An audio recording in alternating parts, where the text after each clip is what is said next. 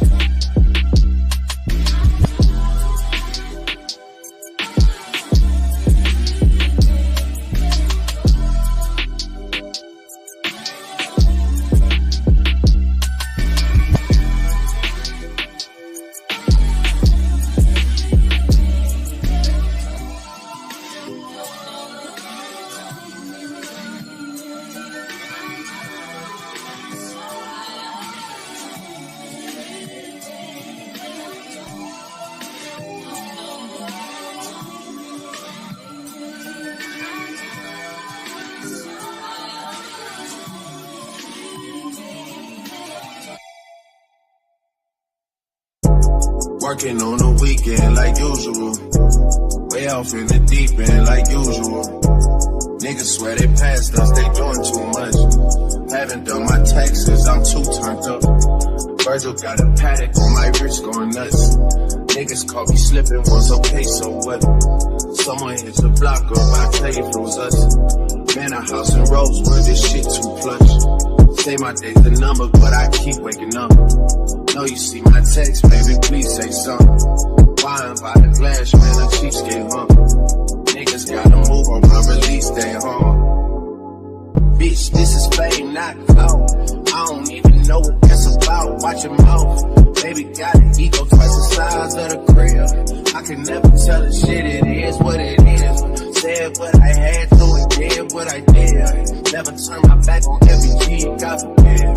Virgil got the paddock on my wrist, doing front flips. Giving you my number, but don't hit me on no dumb shit. Working on the weekend like usual. Way off in the deep end like usual. Niggas swear they passed us, they doing too much.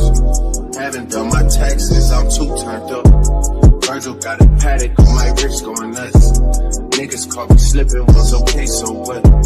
Someone hit the block up, I tell you it was us. Man, a house in Rosewood, this shit too plush.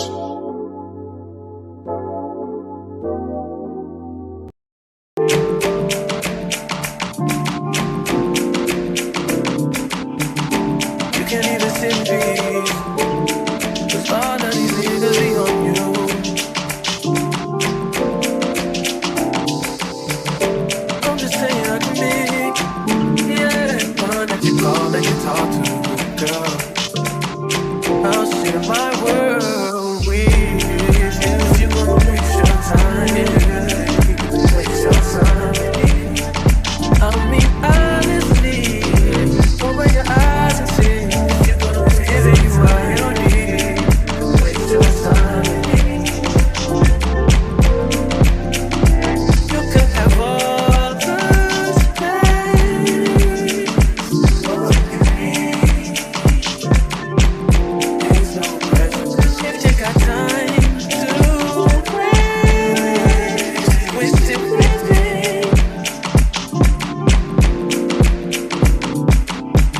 And I've been worried about them. Girl, you are that I see. And I am who I am. And I'll be where I be. If you ever hit me on a late night, I'll give you a clear mind. Might give you some insight. I'll share my world with you. You're gonna waste your time. Waste your time. I mean, honestly, open your eyes and see. You're gonna give it what you need. Waste your time.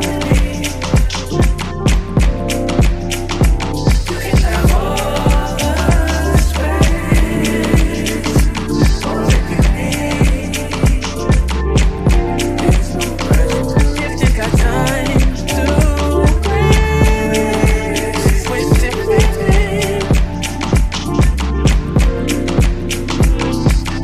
Close your eyes to get away. Just bang my night and I'll arrange it. Beautiful, girl, you're stainless. You'll be fine, I'll be painless, yeah. All I'm drinking is champagne. All you want is the same thing. Yeah. The 10,000 building, get your ass an apartment, put you inside a G-class, that's just a starter kit. Plenty things got in life, but none of them is the thought of it. New piece around my neck is chess games. Cause shorty stay with calculated moves like Beth Harmon. Swear I'm more purple rain prince than Prince Charming. Disappointment I stay expecting, and the pessimist gold medalist flush the magnum just so they not collecting my specimens down. The way she with Poppy, man, you would think she's a veteran on remembrance. Cleaning lady, sweep room daily for all the evidence of everything I ever did. Do they have a pool there? Do they have a gym there? You used to do skincare, but now you do swimwear. Your ex-roommate got a condo that's downtown, but she got no furniture in her crib. I've been there. Checkmate, even though you hate that I even check, I still get an E for effort. Only time I play the back and forth is a Leah record. If I let you talk first and nobody is speaking second. Fluent in passive aggression, that's why you acting dismissive. Hearing me out for once will require you actually listen. Damn. The boy is back, I never turn my back. I just slapped him, so now all that they see is my back. Say that damn Maybach bands with me in the back. When I was an actor, I still couldn't clean on my act. Whenever I tell the truth, you feel like you being attacked. And that come with being attached, so how about we leave it at that? If you're gonna waste your time, then waste your time. You can have all the space, all that you need. There's no place. If you got time to waste it with me.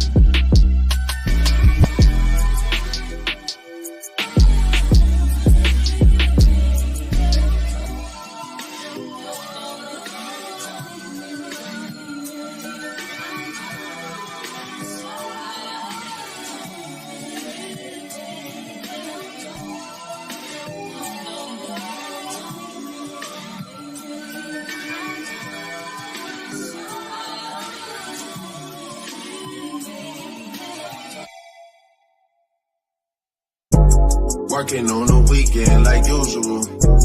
Way off in the deep end like usual. Niggas swear they passed us, they doing too much. Haven't done my taxes, I'm too turned up.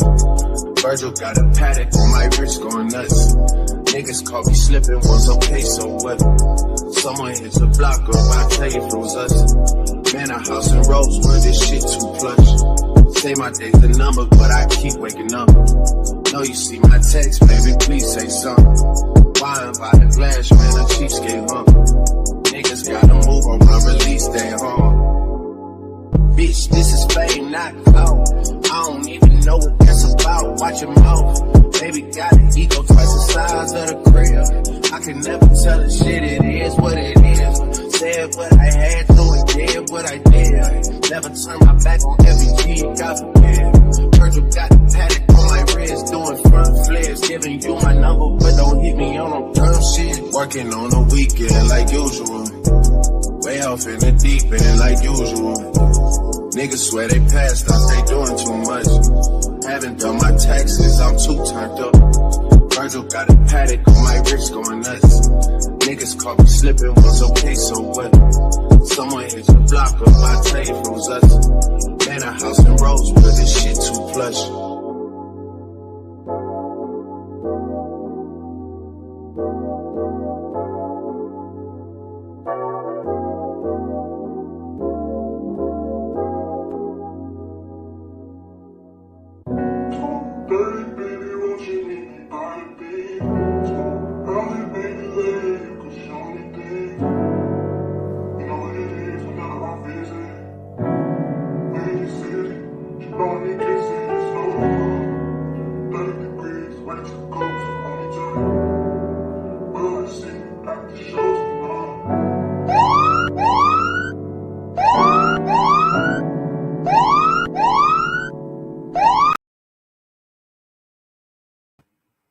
What's up, y'all? It's your boy Papa Pimp, man's Players Life Family.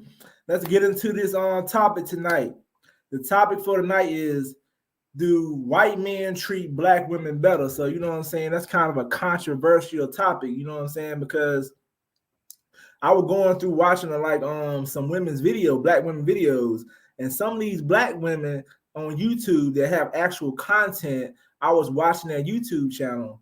And they were saying how they prefer to date white men over black men. They were talking about how someone was saying that black men didn't like dark-skinned women. They were saying something about how the pressure is higher when they dated black men compared to white men. I actually got a video that I'm going to show a little bit later once I get done talking, of a woman explaining why she prefers white men over black men. But you know what I'm saying? I seen this one YouTuber's channel. She was talking about how she choose to date white men because she said black men make it harder for her in the dating world. They want her to submit. They don't like her because she dark skinned. She said that they'll go to her lighter friend, her white friend, and she said this YouTuber said black men have actually told her she was too dark for them, and she said because she was in Africa that wasn't the problem. When she came to the U.S., it became a problem that she wasn't getting accepted by black men. So she felt like, well, why keep dating black men when they don't like me because I'm too dark? I didn't think she was a bad looking woman, you know, so I had no problem with her skin color, but she said she was having those issues with a lot of black men. So when she started dating white men appreciated her color skin. There was one YouTuber. There was another YouTuber I listened to who was saying stuff like she was scared to come out with the content. She finally decided she was going to come out. And she finally decided, okay, it's time for me to show that I'm going to come out and tell people that I prefer to date white men. And when she did that, that's when, you know, she was telling how she dated a man, and she was saying stuff about him working at Lowe's or some hardware store, and she was having 2 degrees. And my thing I didn't like about what she was saying is she was degrading him on where he was at in his life. She was like, why would I submit to a dude who working part-time at Home Depot? And she was saying she got 2 degrees. So pretty much she wasn't trying to be submissive. She said white men don't try to make her submissive. She said white men feel like she's an equal. She said she doesn't have to be submissive to white men. She said black men want that to happen. She feel like she's on the same level as the white man and not the black man. And pretty much it sounds like some of these black women that decide to date white men feel like they might get run over top of those white men as well. Because, you know, you got these women out here, black women, who feel that if they're not on the same level as the man, then it's a problem. Like, I don't think being submissive means that you're beneath the man. Because we already know that if you any religion you believe in or anything you believe in, the man is the head of the household, and the women automatically comes next, and then it's the kids. What's up, Playlist? How you doing tonight, bro? Appreciate the support. But yeah, we all know that in those situations, the man is the one that is the head of the house. I don't care if you were a white man, black man, Asian man, Jamaican man, Chinese, Hispanic man. That man supposed to be the head of the household. So these women, to me, sound like they're trying to get with white men so they can be the most dominant in the relationship. So they know these white men are gonna be bitches. They know these white dudes are gonna not gonna be the man in the road. Pretty much they looking for somebody weaker. They don't want our dominance. Just like women say that black men get with white women because white women are easy. These black women that date white men are looking for somebody who they can run over top of. Now, I know in some cases that some of these black women feel like they're not being accepted by black guys because of their skin color. And I can kind of understand them. If damn, nobody like you because you dark as hell and they're saying you're too black, that might make you date somebody else. That's fair. But the ones that sit up here saying that our expectations are too high, how is our expectations too high? I want to know what makes our expectations that high. You know what I'm saying? I don't understand though. You know what I'm saying? I want to know what expectations are the black man putting on you to make you want to go to white man. What if the white man got the same expectations? But you act like it ain't no black guys out here that who won't treat you equal. It's black men out here that are submitting to women. It's black men out here who are simping to women. It's black men out here who let the woman be over top of them. But these women want these white men that's gonna cater and kiss their ass, crawl to them, and do all this crazy ass shit. Those are black women called divestors. Exactly. And I mean, it's cool though. I don't care who you date or if you want to date interracial. I don't care. As long as they don't bash the men. That's the problem with me. If you're going to date outside your race, man or woman, then you're going to go bash the woman, the people. See, what I don't like about a lot of these black women, they'll bash. And then they'll sit up here. And then once they don't work out with the white man, they'll try to come back to their own race and the black men accept them. Like I said, I don't care who nobody date. Because if you want to date a white man or you want to date a white woman, that's cool. I don't have no problem against interracial dating. I just have a problem with anybody trying to make us seem like we are a problem. We're asking for too much. What happened to your last live week was waiting for disappointment. The last live week, man, my computer was acting up. I had to put my computer in the shop. So I had bought a new computer to like pretty much help me with it, and it had some issues. But hold on for just one moment.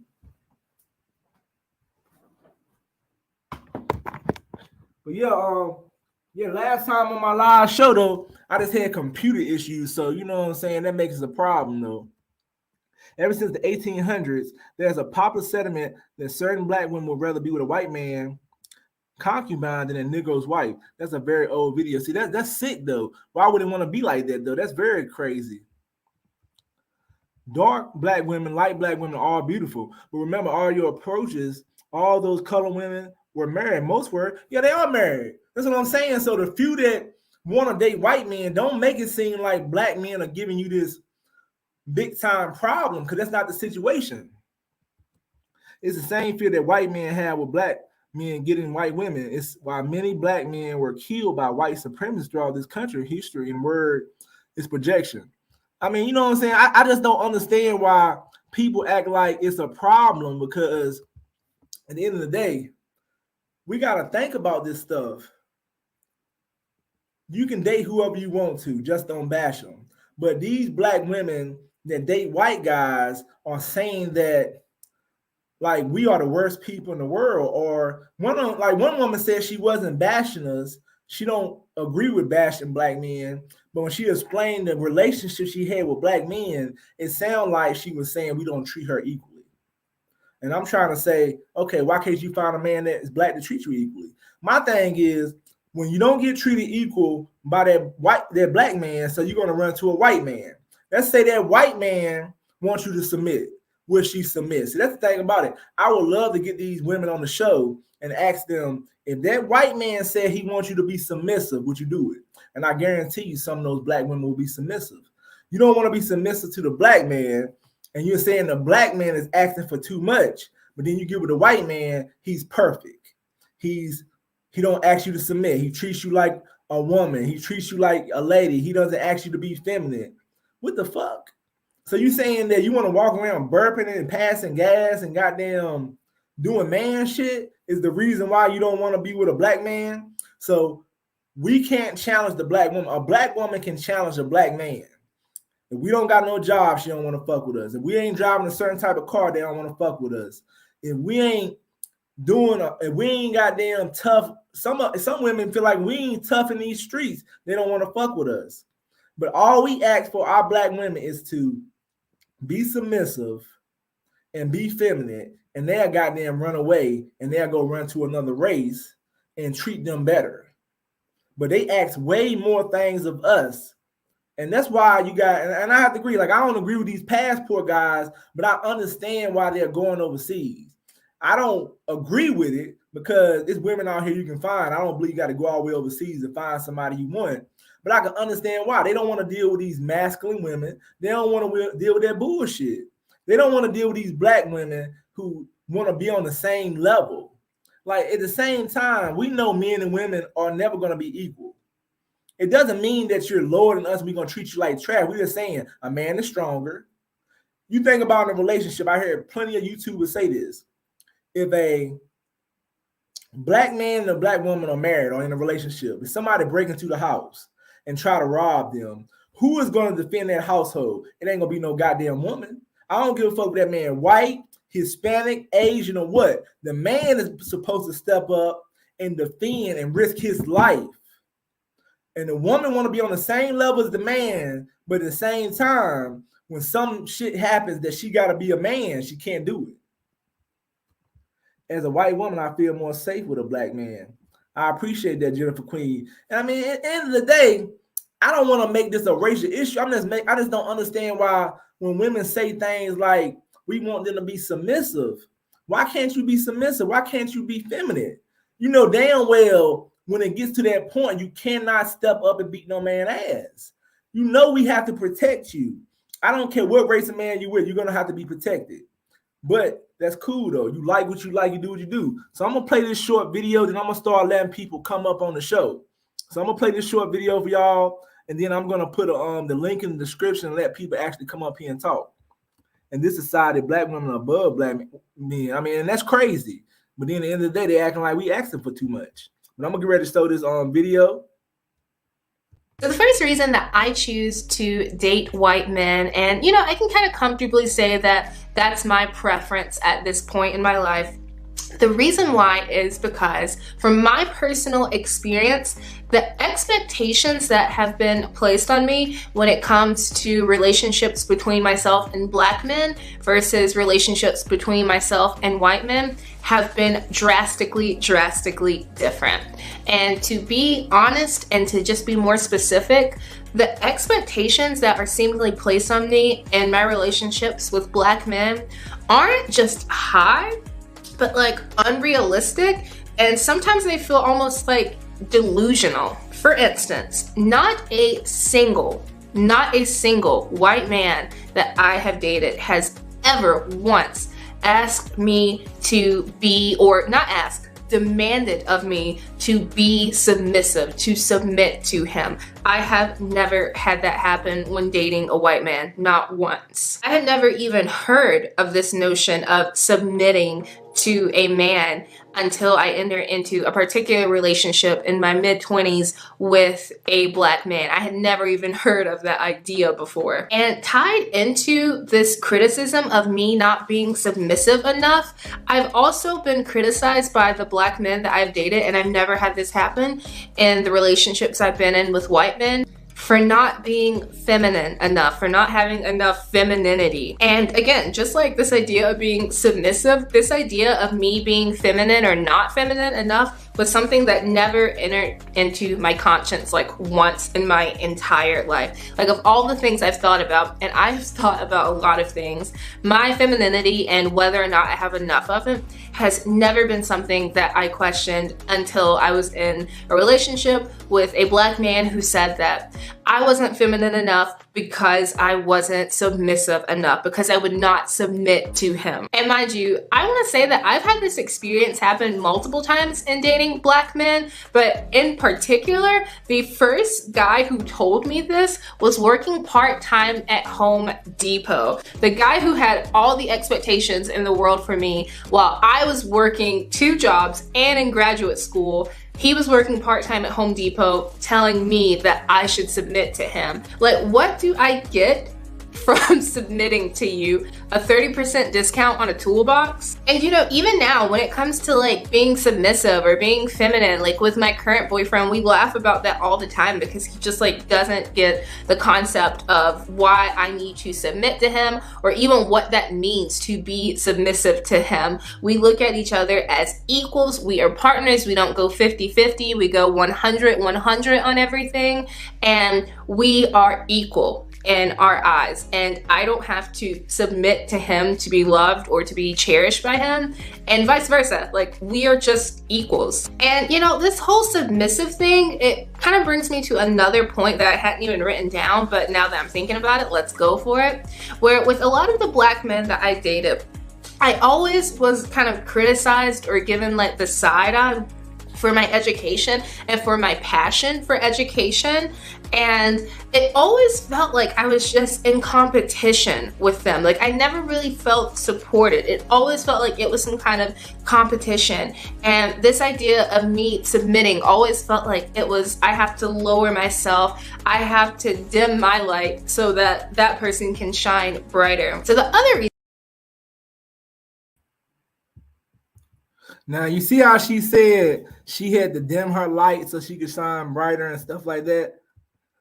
She been fucking with white geeks. Probably so. But the thing about it, though, she made it seem like I gotta really put myself down to date a Black man. My boy, last night, let's go. Playlist countdown music. Yeah, I'm gonna put the link in the description. Y'all come up here. All right, Stan and Shamika, come on up on the show. I just dropped the link. But yeah, I mean, she just felt like, you know what I'm saying? She kind of felt like, why is she gonna let this dude at Home Depot challenge her? You know what I'm saying? And I get it. I get it though. She don't want to be challenged, so she's gonna go to a white man so the white man can get on his knees, and she's gonna be fucking with some lame ass dude. But Storm with Shamika, you can come on the show. I dropped the link in the description. But it's cool though, you know what I'm saying? Like, I don't really don't got no problem or nothing. I mean, I really don't care what she said, because if she feel that way, that's absolutely fine. That's absolutely fine. She's gonna cheat on him. She probably is gonna cheat on him. She probably is. At the end of the day, what I'm thinking is probably gonna happen is, once them white dudes don't be what she want them to be, she's gonna come back to the Black community, and then she's gonna expect that us to be forgiven to her. Like, she said she don't got no problem with him, but then she putting it out there like, you know what I'm saying? I don't want to be with no Black man. They too strong for me. This is the difference between a wife and a partner. She wants a ladder, a partner. Exactly. Pretty much sound like she wants somebody she can run over top of. You know what I'm saying? I get it. You want somebody you can put beneath you. You know what I'm saying? I just dropped the link in the description for anybody want to come up. You know what I'm saying? Come on up here, Shamika. Tell us what your own point of views on dating Black men and white men or any race you date. A wife respects the role and position, specifically recognizing the intrinsic of the value in a man because he's a man. She's on some transactional nonsense. She is on that. Okay, downloading Google Chrome so I can join on Safari. Okay, yeah. I'm just waiting on you. And I understand that she is waiting on something different though. You know what I'm saying? She's not really looking for nobody. She's talking about 100 and 100. Like, what the hell is that? Ain't a such thing that 50-50 mean it's half and half. It's not a such thing as a fucking 100 and 100. And I get what she was trying to say, but she pretty much sound like when I watched her YouTube channel, I watched a lot more of her YouTube channel. It sounded like she was saying, I don't bash black men, but when you listen to her talk, she was mad at the black men she dated. She should have been a little bit more specific. Like, she's talking about she never heard a submissive. What the hell you talking about? You ain't never heard no submissive. Yo, Prime. Yeah. Oh, okay. Yeah. What's up, man? How you doing tonight? Shit. It's all good. She can do what she wants, but blaming men for wanting wives is just another product of intersectional feminism, especially how it's encouraged in the school system and professional institutions. Right. And maybe she don't want to get married, but she sounded like she was saying that I had some bad relationships. This bum ass dude from Home Depot working part-time trying to challenge me. She's talking about he ain't bringing nothing to the table. You know what I'm saying? And that's cool. He ain't bringing nothing to the table. She bringing more to the table, but she never said what her job was. She just said she had a fucking degree. Because degrees don't mean shit if you're getting a fucking shitty ass job. But at the end of the day, she sound like she want to be with a white man who she can goddamn, you know, whatever she tell him to do, he gonna do it. What you think? What's your opinion, Prime? Yeah, what you said now? I said, what's your opinion on that woman in the video? You think she looking for a white man so she can run over top of him? I don't know, man. It's like I don't even understand why she even had to bring up black men. You know. Yeah, well, she was talking about how she is like dated them, and she was saying, I'm just saying, like she should have just said she don't want to submit. Yeah, true. You know what I'm saying? But what if the white man asked her to submit? I'm curious. Yeah, she been fucking with the wrong type of white dudes. Because the typical white dude gonna want a woman to submit. Yeah, so you saying she fucking with some nerds and shit. Degree equals college debt. Dude at Home Depot may have more take home bread. He probably will. But at the end of the day, you know what I'm saying? I understand where she's coming from, though. You know what I'm saying? I don't agree with it. You know what I'm saying? She don't want us to be submissive. You said most white men don't want her to submit. So the dude, she's looking pretty much sound like she just wants somebody she can dominate. And that's a lot of people. People want to be with people they can dominate. You know what I'm saying? Don't nobody want to be with nobody they can't run over top of. So she ain't looking for no real man. So, you know what I'm saying? I mean, and like before she even did this video, and I cut that part out, she was saying that she was very afraid to even talk about this topic. She was saying that it was a controversial topic. She said black men, she was scared they're gonna shit on her. I mean, I looked at a whole lot of black women YouTube videos on interracial dating, and a lot of them said they was getting called ghetto gaggers. I know my homeboy be talking about that. One chick said she was getting called ghetto gagger. She said she never heard of it. She said she never dated a white man. Just talking about the topic, she started getting insulted, and black men was calling her all kind of names and shit. And do you think that's right? That black men call her names like that? Man, all is fair in love and war. But my thing is, people gonna call you names on YouTube. You know what I'm saying? She was talking about how let me tell you one of the YouTubers said, she said she dated a white guy. All they did is go on a date. And she said that later on, when she looked at his social media, he had the word nigga on there. She had to leave him alone because he was calling black people niggas. So that's crazy. What's up, Shanika? How you doing tonight? I'm good. How are you? I'm doing great. Thank you for coming on the show, though. No, I'm sorry it's long. I ain't know it's gonna be this complicated. Oh yeah, it can be complicated. You know what I'm saying, but it shouldn't be that complicated. Yeah, I figured that. But what's your opinion on the topic on like dating white men or even dating black men, like, or women that date white men and why they're dating them, like, you know? I think they honestly have white men. Like a lot of black who I see dating white men, I don't see them running over their or running over their husband. It seems like respectful relationships. So I think it's they want somebody that they can control, because you could get a black man to control him. So, True. But she said she was having a problem with being submissive. She said she had never been challenged in that way. Ooh, that's tough.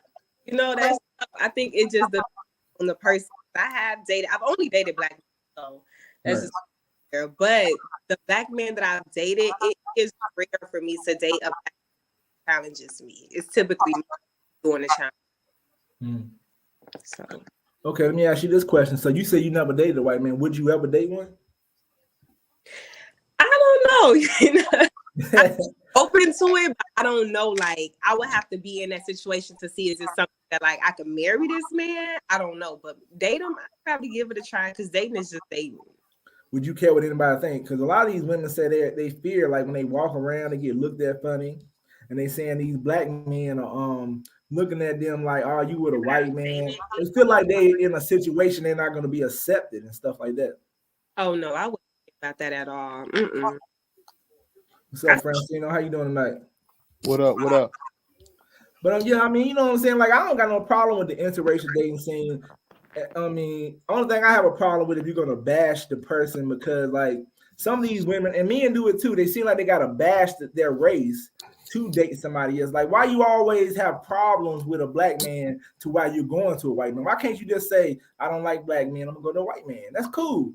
Why the black man gotta be trash or he gotta be asking for too much or demanding too much or he gotta be a bum? You gotta downplay or degrade him. Yeah, that's what I'm saying. I don't understand it. Like, it's like you can't date a good black man and say, well, I just don't like black men. You go to white man. He got to be a bum working at Home Depot. He got to be all these goddamn nobodies. So the way y'all speaking, I guess y'all under the assumption that every time a black woman dates a white man, it's because he's white. Y'all taking into account maybe they just met out of the connection and the fact that he's white didn't really matter. It was just the fact that that's who she connected with and it worked.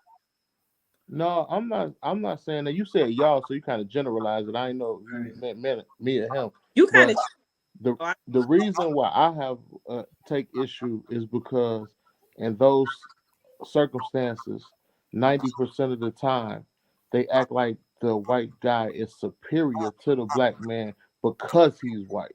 Like not an individual. Like not saying I'm just dating a top tier guy who happens to be white, or I'm dating a top tier man who happens to be black. It's kind of like they're trying to trump card the black man with the white man's whiteness, and he's so much better than him because of this and that. Like for instance, I'm not saying all women, and I'm not saying you personally, but that lady in the video, come on now, you can't be a grown woman and say you ain't never heard of submission. Come on, seriously, you ain't never heard of submission. It's 2022, 2023. What the hell is you talking about?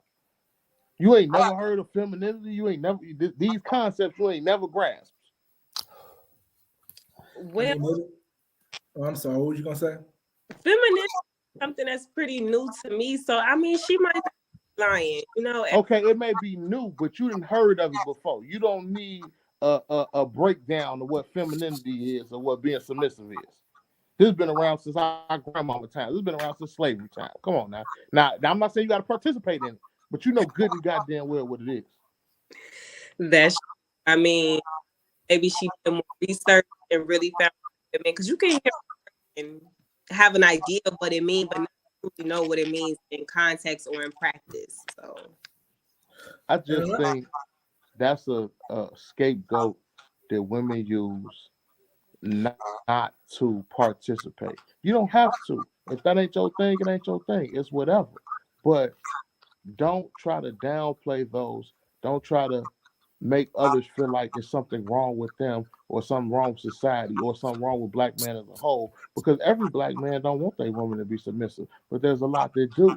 But you can't generalize it. Like she generalized it. Like I've never heard of that until I was dating a black man in my 20s. Like what? Come on now. That's what a problem is. When you generalize the whole thing, and then she didn't put it on, let's say John, the guy she was dating, she said black men in general. That's crazy. And then she got an audience. And then you think about her audience, she put it out there with her big audience too. And that's how she putting it. So I don't even know if she even knew that she was putting it out that way, or she might have not even cared. But you're right. When you generalize it like that, it does look bad because you're not just putting it on one person. Because you was talking about the dude at Home Depot, but you're saying all men. So we confused. Is you got a problem with black men or you got a problem with the dude at Home Depot? Let's say that dude at Home Depot made you want to date a white man. That's cool. Hey, they comment right there. Girl tell him to take off his glasses and talk to you like a man. Hey, that ain't even no chick. No. It's not a chick. That's the problem within itself. Like, man, ain't nothing wrong with these. You don't like these time for it. That's on you. But at the same time, though, you know what I'm saying? Like, and this ain't nothing not the women, because I have no problem with nobody dating interracially. even when you ask women to talk about these topics, sometimes black women don't want to talk about it because black women fear that black men are gonna crush them for they want to date a white man. They feel like I hear black women say stuff like if they even mention it, because this one woman said the reason why black men don't want them dating white men because we are under them, they're superior to us, and we go to work and they're our bosses and stuff. So they're saying we are jealous of the white man. So when black women date them, we feel like okay, they run the world and they taking our women. Is that? You said what? Is that not? Yeah, hey, we talking about being submissive. Hey, shit, back in during slavery, shit, they made women submit, and black men too.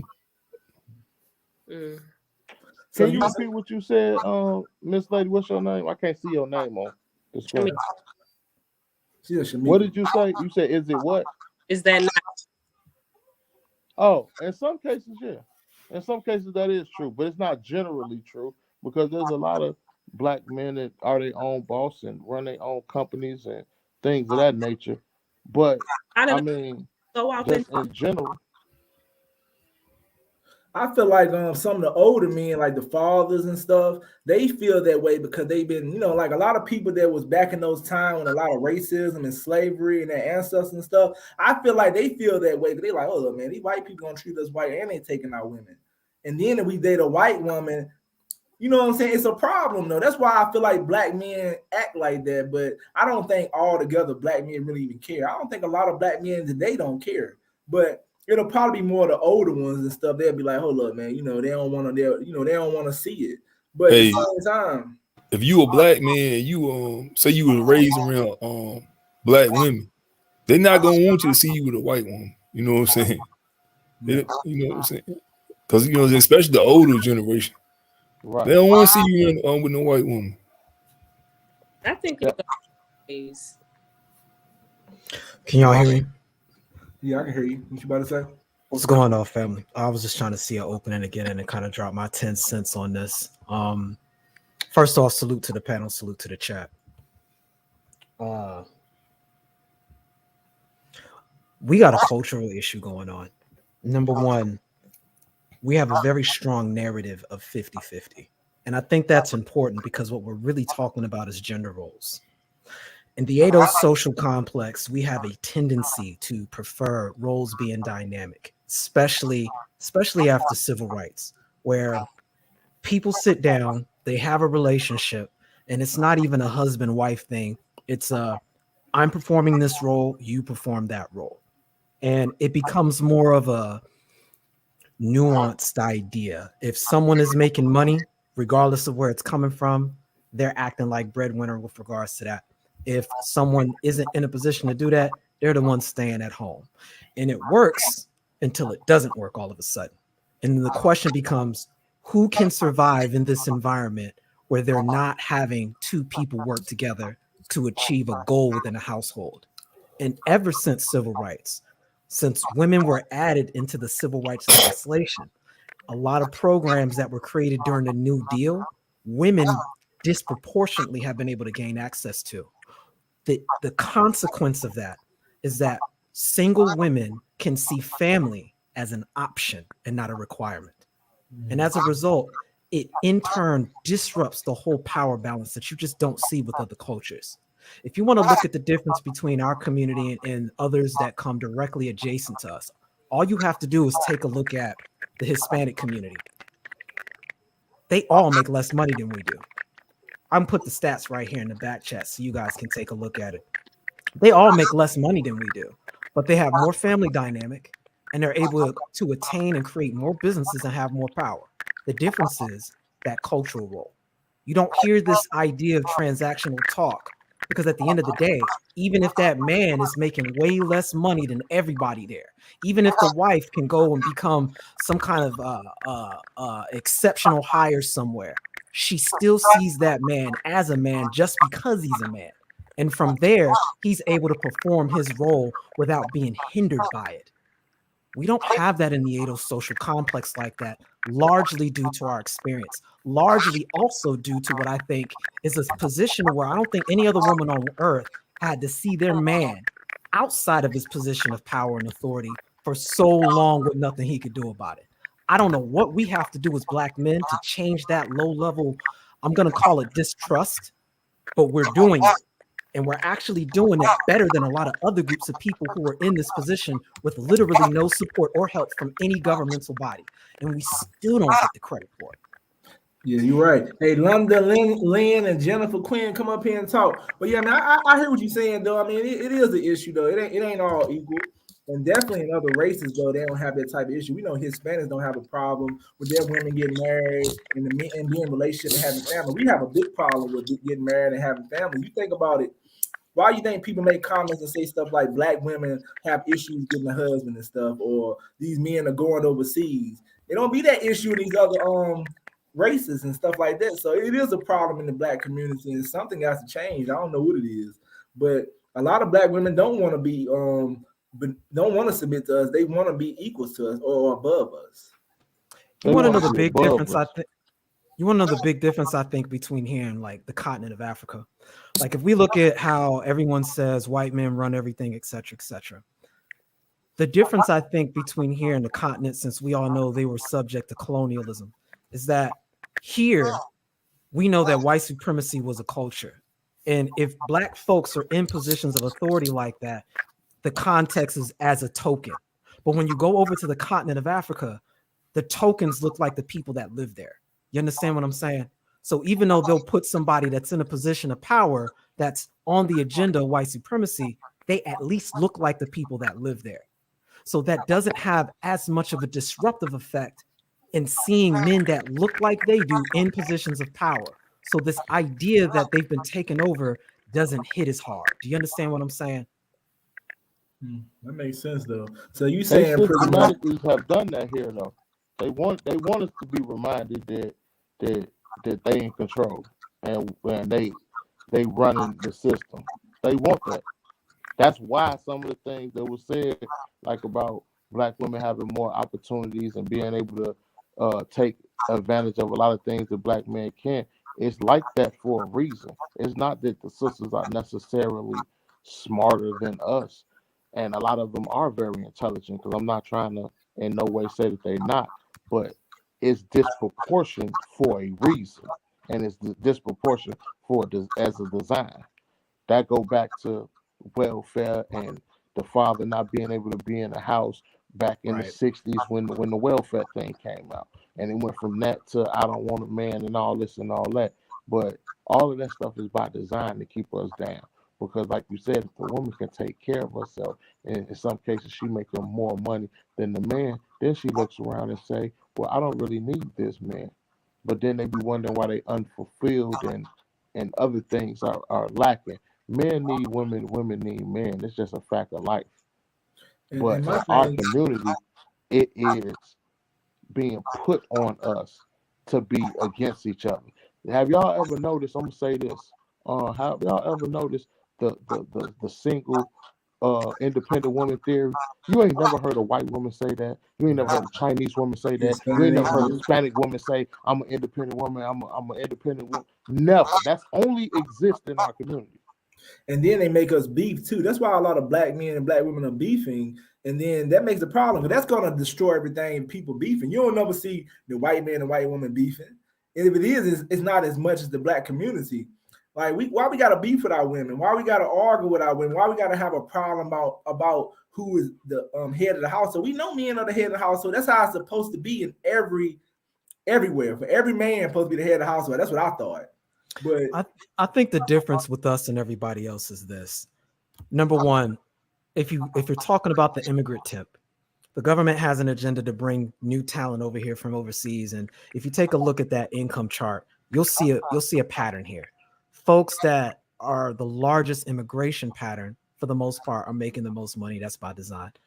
So they are already fresh being included in this dynamic. They had a goal before they got here, and they're already part of the top 1 to 10% of where they moved here from. They're not just sending dummies over here. Number two, with regards to, I'm going to call them the dominant society. If you study the history of feminism, their argument is that woman wanting the assets that man has. Everything else is a secondary conversation. All you have to do is pay attention to the way divorce court plays out, in the way property is managed and handled. They're having a dispute over who should gain access to the spoils they acquired after the American Revolution. That's all that's about.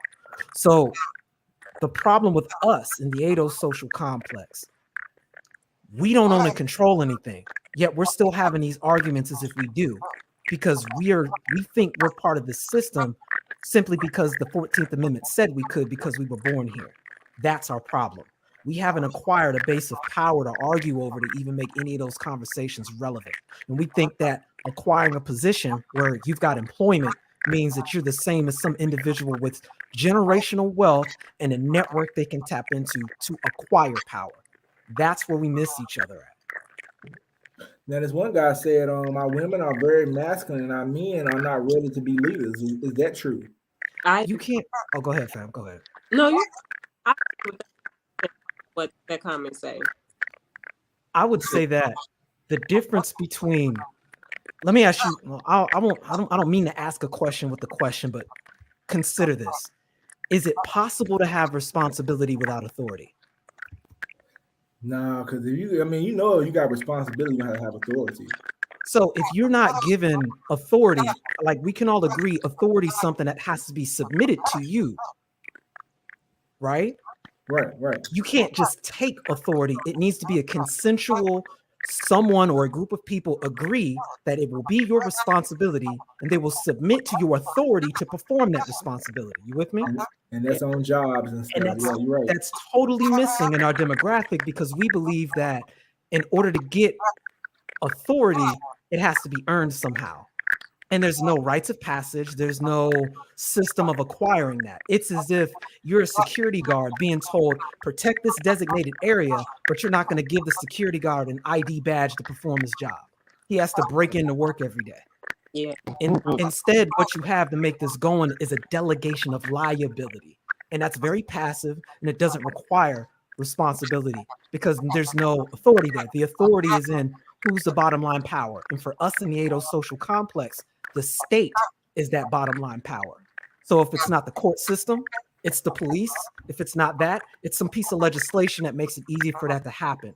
And Black men don't have the right of way in either of these scenarios.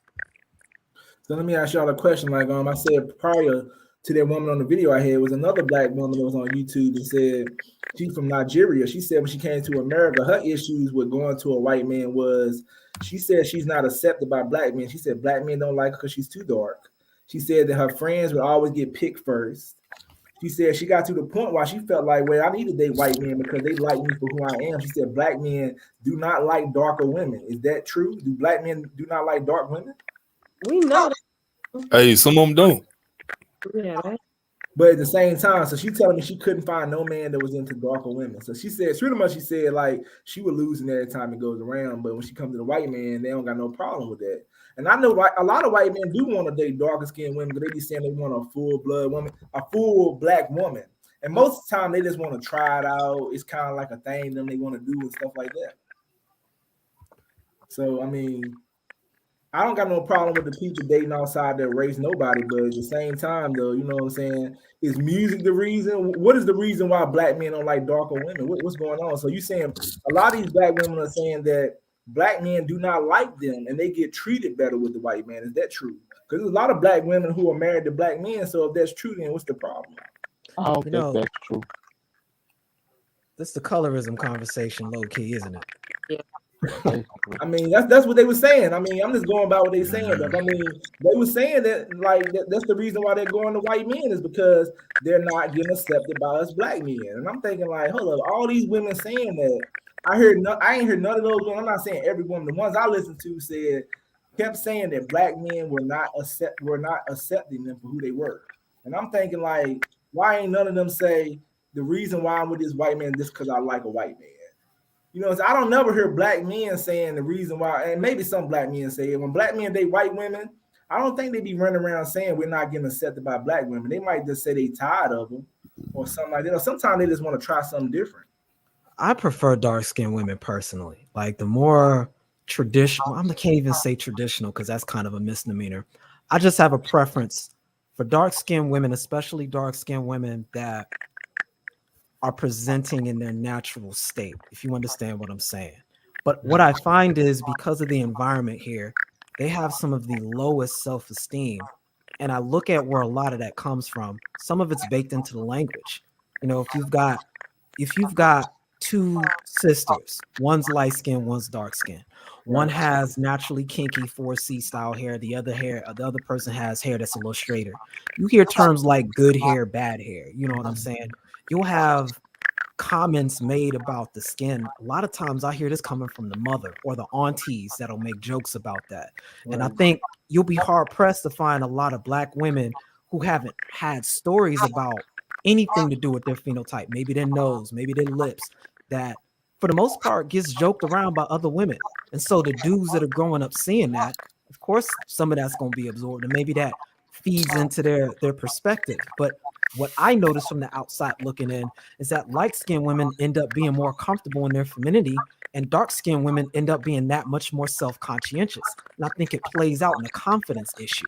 It's very easy to, not on purpose, but unintentionally project that on who you're talking about, making the assumption that they don't like you because of something you don't have no control over. So makeup, hair things that are done, all kind of complexes can be made off the strength of that. And I think it's kind of a mutual participation thing. But personally, I see women doing that to other women more so than men doing that to women. Unless you're talking about that, I'll just say this last part, unless you're talking about like the upper echelons of media, where it comes down to what's going to get the most ratings. And so you get the video vixen preference of the light-skinned chick, leading to that whole conversation, which may show up as a bias later on that distorts where it's really coming from. If you understand what I'm saying. You got women shitting on other women. Hey, look at Nicki Minaj, what she say? Hey, you nappy head hoes need a perminator. Yep. And where that shit come back from? Slavery. That's all really good stuff, man. That's from slavery, bro. That's just tactics of white supremacy to keep. Why did they? I mean, I don't understand. Like slavery been over a long time ago. Why we still going off that type of shit, bro? Can I say something really quick? Jennifer been a lot of, and let me address. She talking about she don't understand why Black people spend thousands of dollars for hair and lashes that's not ours. That never made any sense to her. I don't know why this lady on the panel rolling her neck for Black men. She got to be trolling. Yeah. That's why I stopped commenting. I think she a troll. It's probably a troll. I don't know who Jennifer Queen is. I think that's a troll. That's why I stopped commenting. Okay. Yeah, what's your name? You on the upper right hand, because I can't see your name. Shamika, yeah, she's been very respectful and cordial up here, so I don't see why there's a problem. I haven't sensed any disrespect coming from her. But go ahead, family.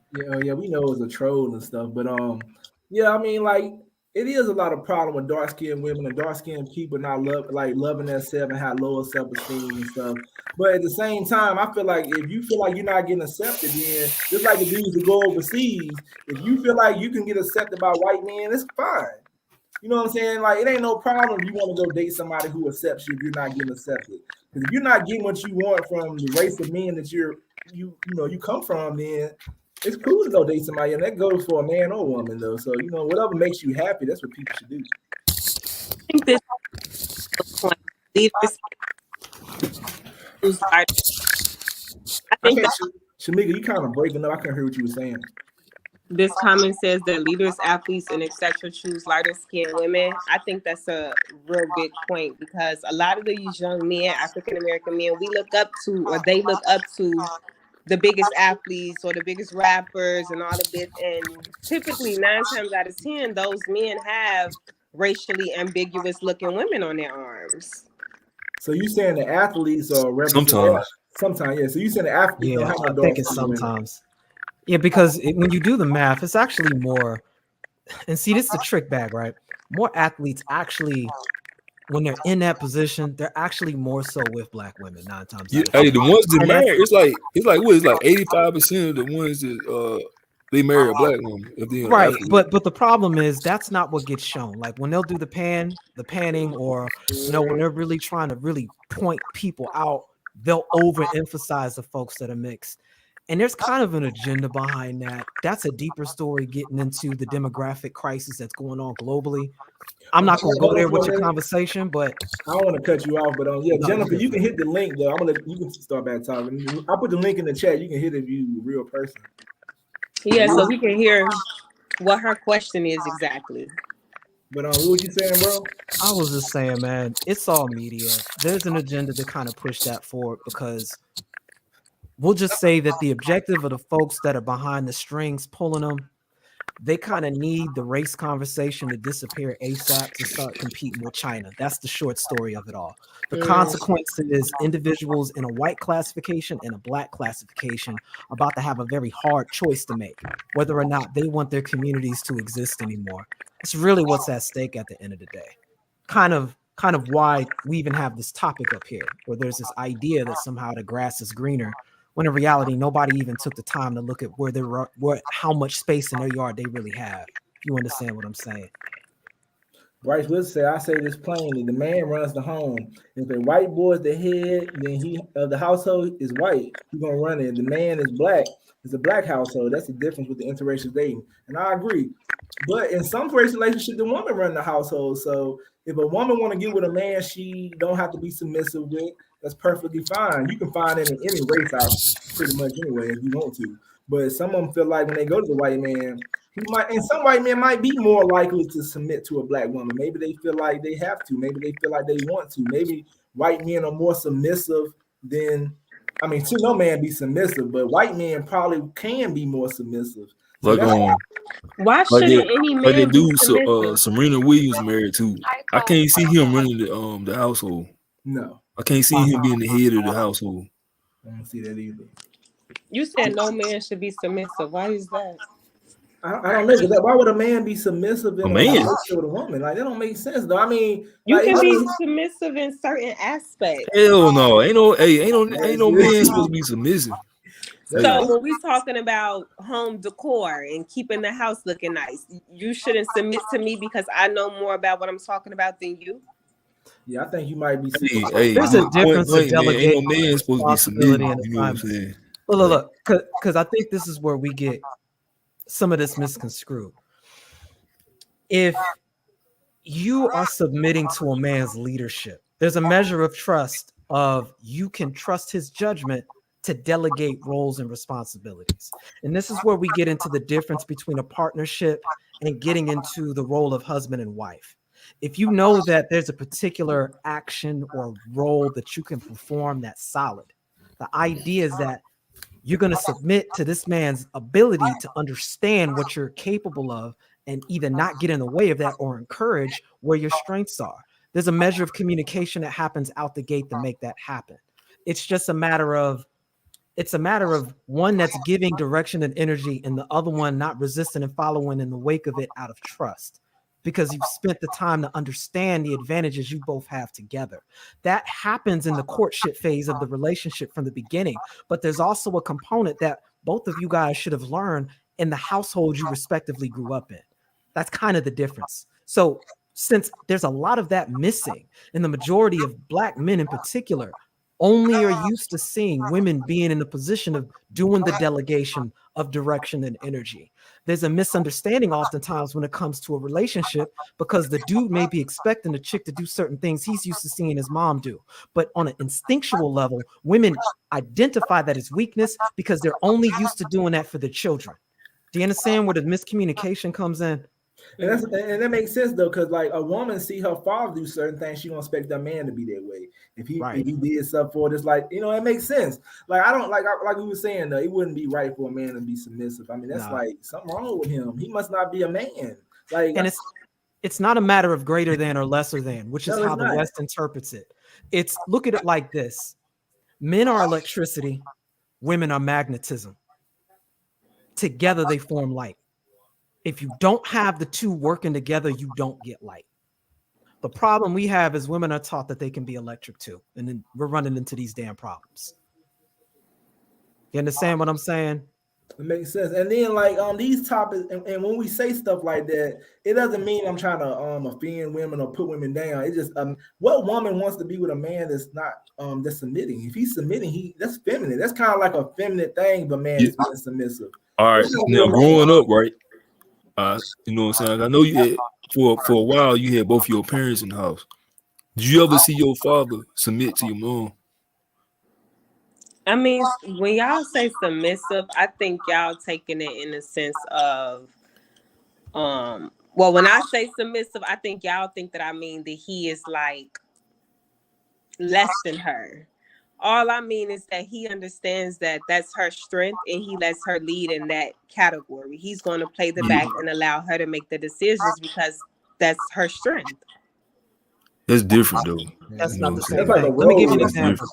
If you're the quarterback, right, and Yeah. you know you need to make a certain play, Mm-hmm. you can have the wisdom enough to sub out somebody that's on your line that's going to help you perform the play that you need to make. You Okay. understand what I'm saying? The team members all submit to the judgment of the quarterback and the coach to understand that they've practiced and performed their role ahead of time to be able to do what's needed at that moment. You understand what I'm saying? And so when they get directed to go back onto the bench again, it's not to say that you failed or that you're lesser than. It's that we need to employ another play and there's another tool we need to make use of right now. That's leadership. And so people misconstrue the act of going and sitting back on the bench as submission. Not the same But thing. I You will understand say what I'm this saying? though. A lot of our black men are submitting now. Look at Westbrook wearing a dress. That's being submissive. He submitted to the industry. He submitted to the money. So black men are being more submissive. They're trying to make us be some more submissive. That's how you destroy the black family. You got men wearing fucking dresses, wearing pocketbooks. You Hey, got the women being dominant in this feminine stuff. yeah. So yes, men are being some more submissive. Hey, listen to what Cardi B and Megan Thee Stallion be rapping about. They saying, hey, put these niggas on the bottom. You know what I'm saying? Put these niggas need to submit. And look at Will Smith. You know he's submissive. She running him around like a little puppy, and she told him she really want to be with Tupac. So I'm black. It is a problem with being submissive. Wearing a skirt is submissive. When Westbrook put his skirt on, he submitted. There's a book I put in the back chat for you guys to go take a look at. It breaks all of this down, and it shows how they've tracked all of this all over the world, really, particularly in the West and in other first wave industrial economy states. And it's the same story head and shoulders. Women are just not attracted to dudes that aren't breadwinners. If the dude is not the one taking initiative and leading, she just can't stay attracted to it. The relationship doesn't work. And this confused feminists because their whole idea was 50-50. They thought that if they brought everything equal and made it to where women could do the same things men could do, that it would make more equal relationships and create a balance where there was less abuse, etc., etc. The only thing that ended up happening is women became disinterested. Even though the men were willing to capitulate to that and cooperate with that, the women just dried up over time, couldn't deal with it. And it's what you're seeing now. You get these dudes that get told women can do it all. Then you get the dude that's expecting the woman to do it all. And the woman is literally drying up, complaining about these dudes for the overwhelming majority of it. Or you get the homosexual phenomenon that's sweeping everything, and essentially how black men are being painted now as though everybody's on that tip, which is a misrepresentation of the real situation of Black America. We got to tighten up though, because we got to stop going towards this opposite and stuff. Men trying to be women, women trying to be men. That's the problem going on though. That can be stopped, but that's what they want though. That's why they're attacking our kids, the cartoons, the shows that come on TV. They're trying to tell men to put on a skirt. It's okay to be in the pride community and stuff. I have nothing against those people, but why you got trying to teach kids to be something they haven't even developed their minds to be normal yet? Kids are at the age where they don't even know what they want to be. And the parents supposed to guide them and say, you're a little boy, you're a little girl. But when you telling these men, if you telling 5-year-olds to be like little girls, then you just messing up the black community. You messing up everything, man. And that's a problem. What you about to say, Prime? No, go ahead. No, I was just saying, it's just a problem, though. You know what I'm saying? And that's why TV, music industry is so evil, though, because they control what we do. You look at hip hop and stuff, and you look at music and stuff, how they killing each other and stuff. I heard Willie D saying something. This might be a little off topic, saying somehow they educated people when they did certain things. Now, music and entertainment, they ain't educating nobody. They just go out and do it, and they act like there ain't no consequences behind it. That's why you got these guys like Westbrook who go out here and put a skirt on, and we say treat him fairly. His wife still being with a man and got a fucking skirt on? Like, I don't understand that, though. You know, that's kind of weird. That stuff is about to backfire pretty soon because you've got the alphabetization of the movement, I'll call it, having I'm going to call them Decepticons, identifying as women, but then the actual women that are in the movement are feeling a certain type of way because they're not being accepted by that. And there's a whole cannibalization going on within that sphere, but it's playing out everywhere else. You saw a little bit of that when you saw that situation recently with Umar Johnson when he was up there on Fox Soul. Yeah, that's a little taste of what's about to go down on a bigger scale. But yeah, it's affecting the kids. It's been affecting the gender roles ever since the 80s, really. And it's what's led to this confusion that's happening here. And because once again, civil rights is what's being used to protect it. If you try to defend against it, you're attacking your own interest as a black person, which you see how evil this mess is. But it's so crazy too. Like a lot of our men are locked up. Like a lot of women that are masculine and feel like they should be in control. They're in single households where they have to be in control and they have to do everything. So we understand why some black women feel that they need to be in a situation where that man might have to be submissive because they be like, well, I'm a single mother. I ain't got nobody to help me, so I'm doing everything. If this woman in the household and she cook, clean, fix everything, she takes care of the kids by herself, we understand why she wants to feel like it's going to be harder for her to be submissive. It's going to be harder for her to be under a man because she's always been in a position where she's done everything. But at the same time, it's going to be hard for you to find a man if you don't want to submit. It's going to be hard because ain't no man going to want to be submissive. Like some men don't even want to date women just because, like the woman said in the video, you make too much money, you got too much education. Hey, some women will submit. We gotta do a quick some women who say they don't submit, they will submit for the right price. Let me say this because I think this is important to delineate. Yes, they will smash. Yes, they will holler at you. No, they will not identify you as long-term material. And that's the nuance I want to highlight. Yeah, that's a big time problem. Then they're gonna smash it and they ain't putting no damn wife on it. Then that ain't no good out. That's bad. Then that means that you're just being you. You just like a rag. Pretty much you're a throwaway. Once they get through having sex with you and stuff, it's over. So if that's what the women are looking for, then that's a problem. Then so that means that if you're only looking to get did like that, and some of them don't believe it. Like what you said, some of them women don't believe that. They think they're gonna get a ring out of that. They think they're gonna be with these guys and marry them. Nah, they getting selected for long term. The whole concept of her getting put in that long term investment category is done in a very short window, and you can tell by the behavior. And it's based on a very simple understanding of the way biology works. If we understand that women are a gateway to family, specifically a gateway to legacy, what we don't want is to get with the gateway that has a potential based on their past to be involved with other individuals, because what you summon forth from her may not be yours. A dude is not interested in investing his resources in something that did not come from him and her union. That's the issue. It's his maybe, her baby. So if you understand that fact, our whole selection process on who we're going to invest our resources into is going to be based entirely on past behavior and indications of behavior that demonstrate whether or not that gateway is going to be stable. You understand what I'm saying? Yeah, I understand what you're saying. So, Shamika, what do you think about this whole conversation and what we're saying? What's your thoughts? I mean, see, I haven't been in a whole lot of relationships, so I'm new to this whole idea of femininity and submissiveness and all of that. So I'm just taking it in and learning. I've been tapping into my femininity for about a year now, but I think to your point, it's difficult when you're doing everything on your own. It's difficult to allow somebody come in and then you submit to them, because in my mind, it's like, do you have a better plan for me than I have for myself? And can you actually execute it the way I know I can? And so I think it goes to what the other guy said with the hat on. I'm sorry, I don't know your name. A woman will submit for the right man, but it has to be the right man. So you saying it comes down to trust too. So you saying that they'll submit when they trust him. So some of these women are not trusting that this man can be the leader. So that means if you don't trust this man to be the guy you're going to submit to and lead the household, you need to go find that man that will. Yeah. Agree 100%. Yes.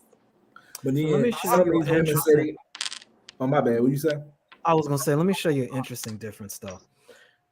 What she just described is best case scenario of what black men can expect in the adosocial complex. In fact, that's what most men are calibrated to, what she's saying. The difference is when you're dealing with somebody from another culture, that respect and submission is automatic without having to ask for it. You actually are in a position to lose it rather than have to earn it. Do you understand what I'm saying? And that order of operations is so different than what we're used to. Because when we get in those environments where we're respected just off the strength of having a Y chromosome, the level of cooperation we get brings us to a position where we'll accept a woman that's less attractive just because she's treating us that way and put her in that long-term category. It's a cultural modality. It's a temperamental modality. It's the cultural cooperation from not just her, but her family that puts that forward. And you can see the difference when you take a snapshot of that and you take most women in the West, but a black woman in particular, and she sees that same scenario of you being given respect without having to do anything for it. It rubs her the wrong way. It looks like you're getting away with something or you're exploiting or extorting those people in some sort of way. That's the difference we're talking about. Yeah, that's interesting. But you know what I'm saying? Like, I mean, everybody got their opinion, everybody got their thoughts, you know what I'm saying? Some women don't submit for the right price. And my thing is, if for the right price, a woman to submit, then every man ain't gonna make the same amount of money. So let's say a woman submits to a man for the right price. Does that mean that's gonna work out? That don't mean it's gonna work out, because you might make a man that's making $150,000 submit, and he might be beating you. He might be, I mean, you know what I'm saying? It's a whole lot of women who were raised to submit. We have seen movies, and it happened in real life, when women have been raised to submit to this rich man, and they're not happy. They get their ass beat, they get mistreated, he dominating them, and they live a very, very unhappy life.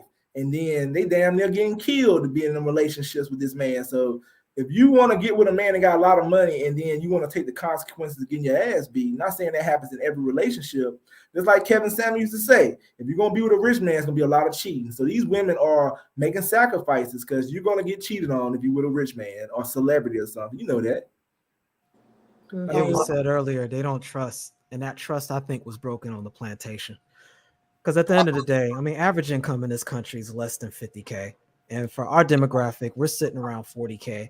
Black men make a little bit more money than black women. But what's interesting is when you talk about this wage gap, the feminists make a lot of big deal about.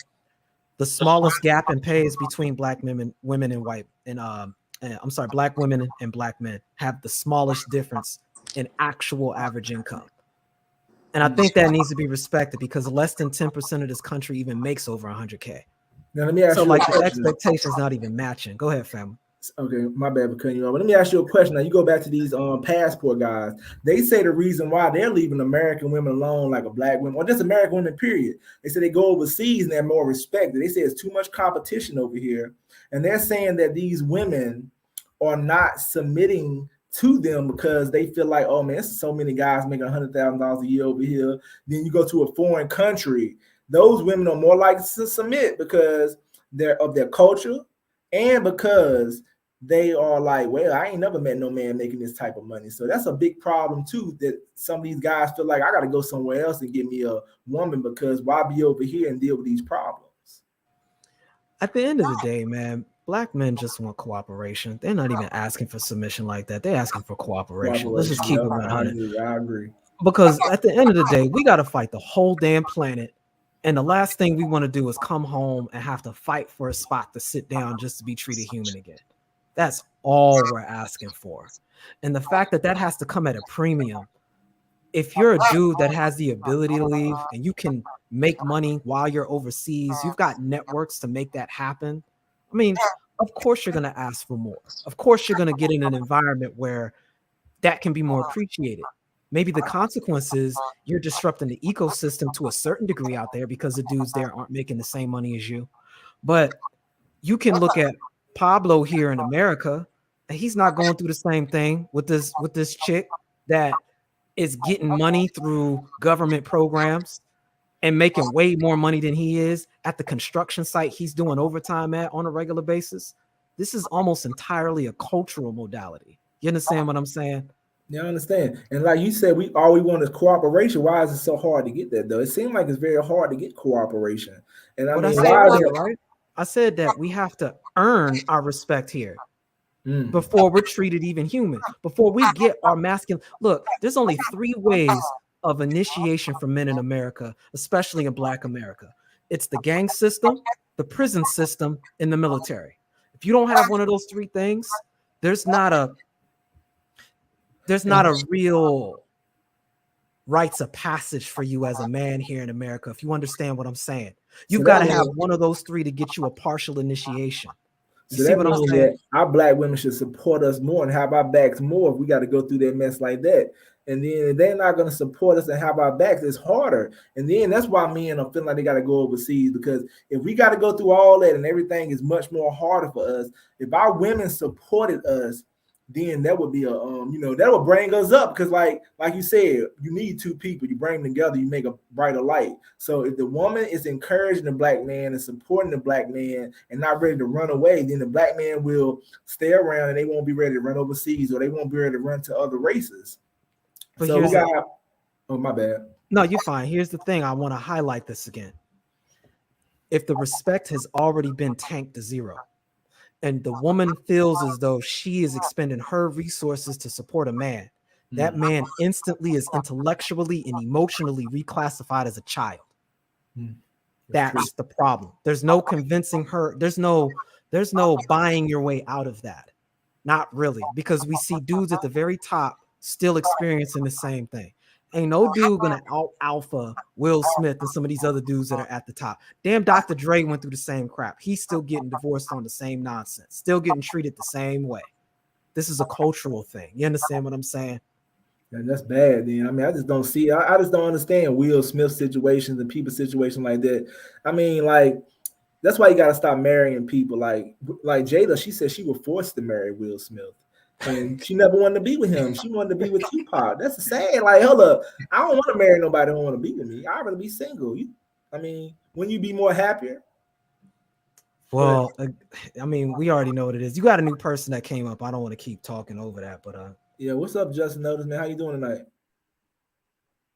Hey, what's up, pimp? Peace. Shit, what's your opinion on the topic tonight, man? Hey, it's like this here, man. I'm gonna keep it a buck.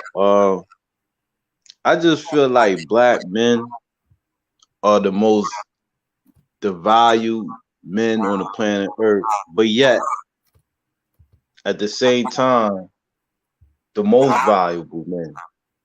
And the reason why I'm saying is because we're constantly we're constantly being attacked.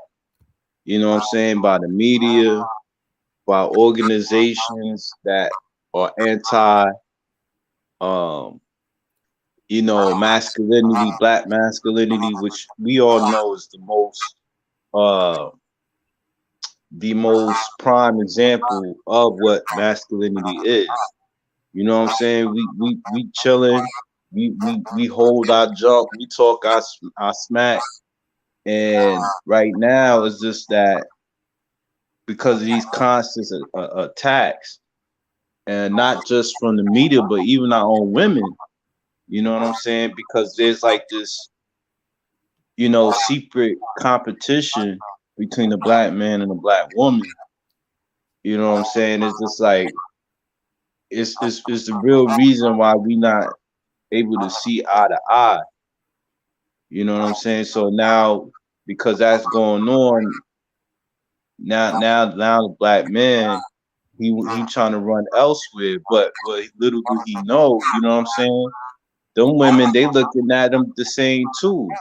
That's true. You know what I'm saying? Like And them these women, dudes that going outside the country and stuff, they not most of them are not bringing these women back, and if they are, they bringing back like former prostitutes and stuff. It's not like and then they those bringing women are raised to look for kings. Those women are raised for leaders. Those women don't. If you go over there to that country and you're not trying to be a leader, they're not really going to be interested in you. Yeah, they want us, but at the same time, them guys are going over there paying for sex.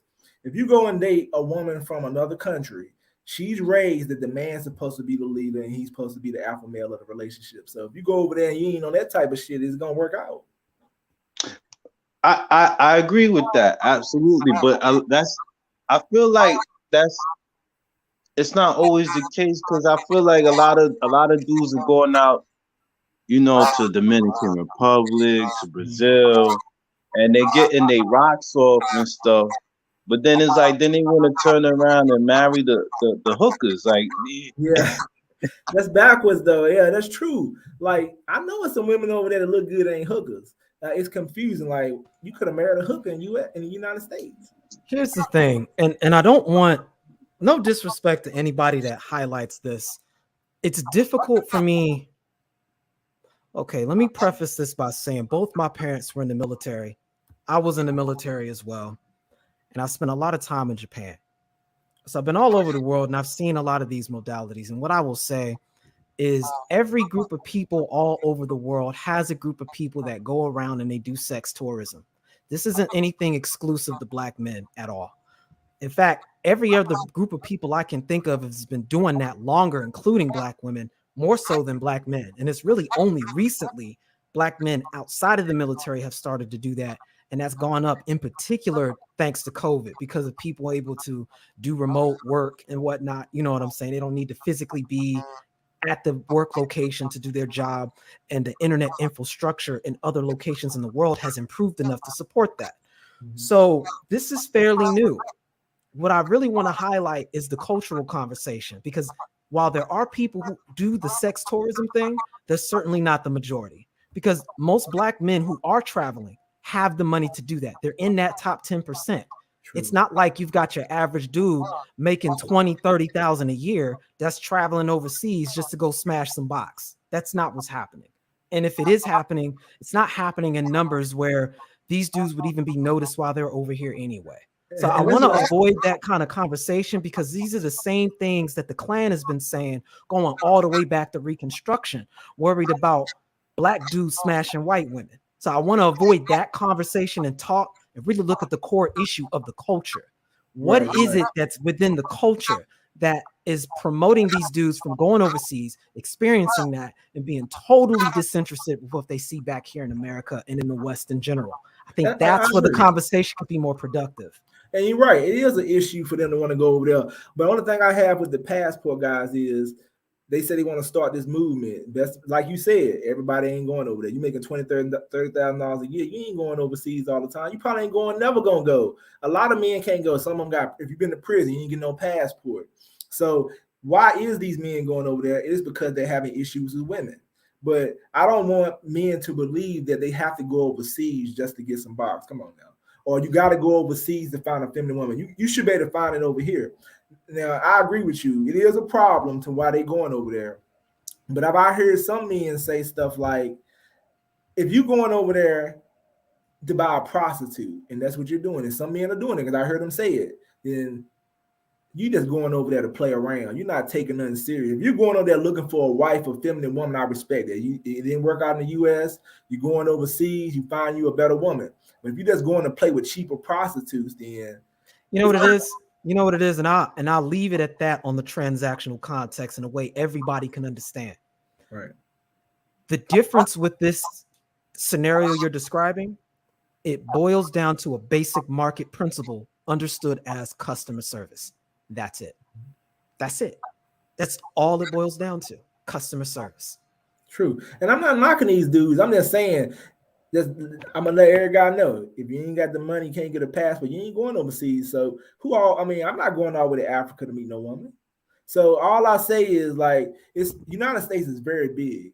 If you're having problems in your city, go to another city. If you can afford to go overseas and find you a woman, that's fine. I respect that all the way.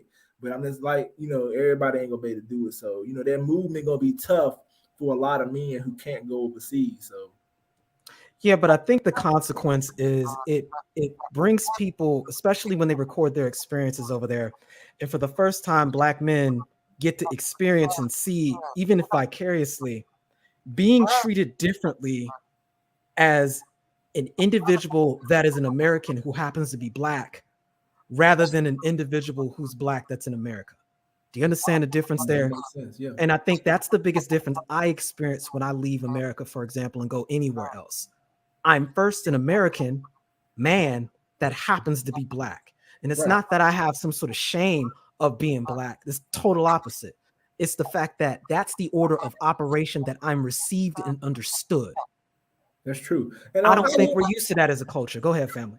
Yeah, and I understand what they mean. Cause like when I deal with foreign women, I ain't never traveled overseas, but when I deal with African women over here, they do treat you differently.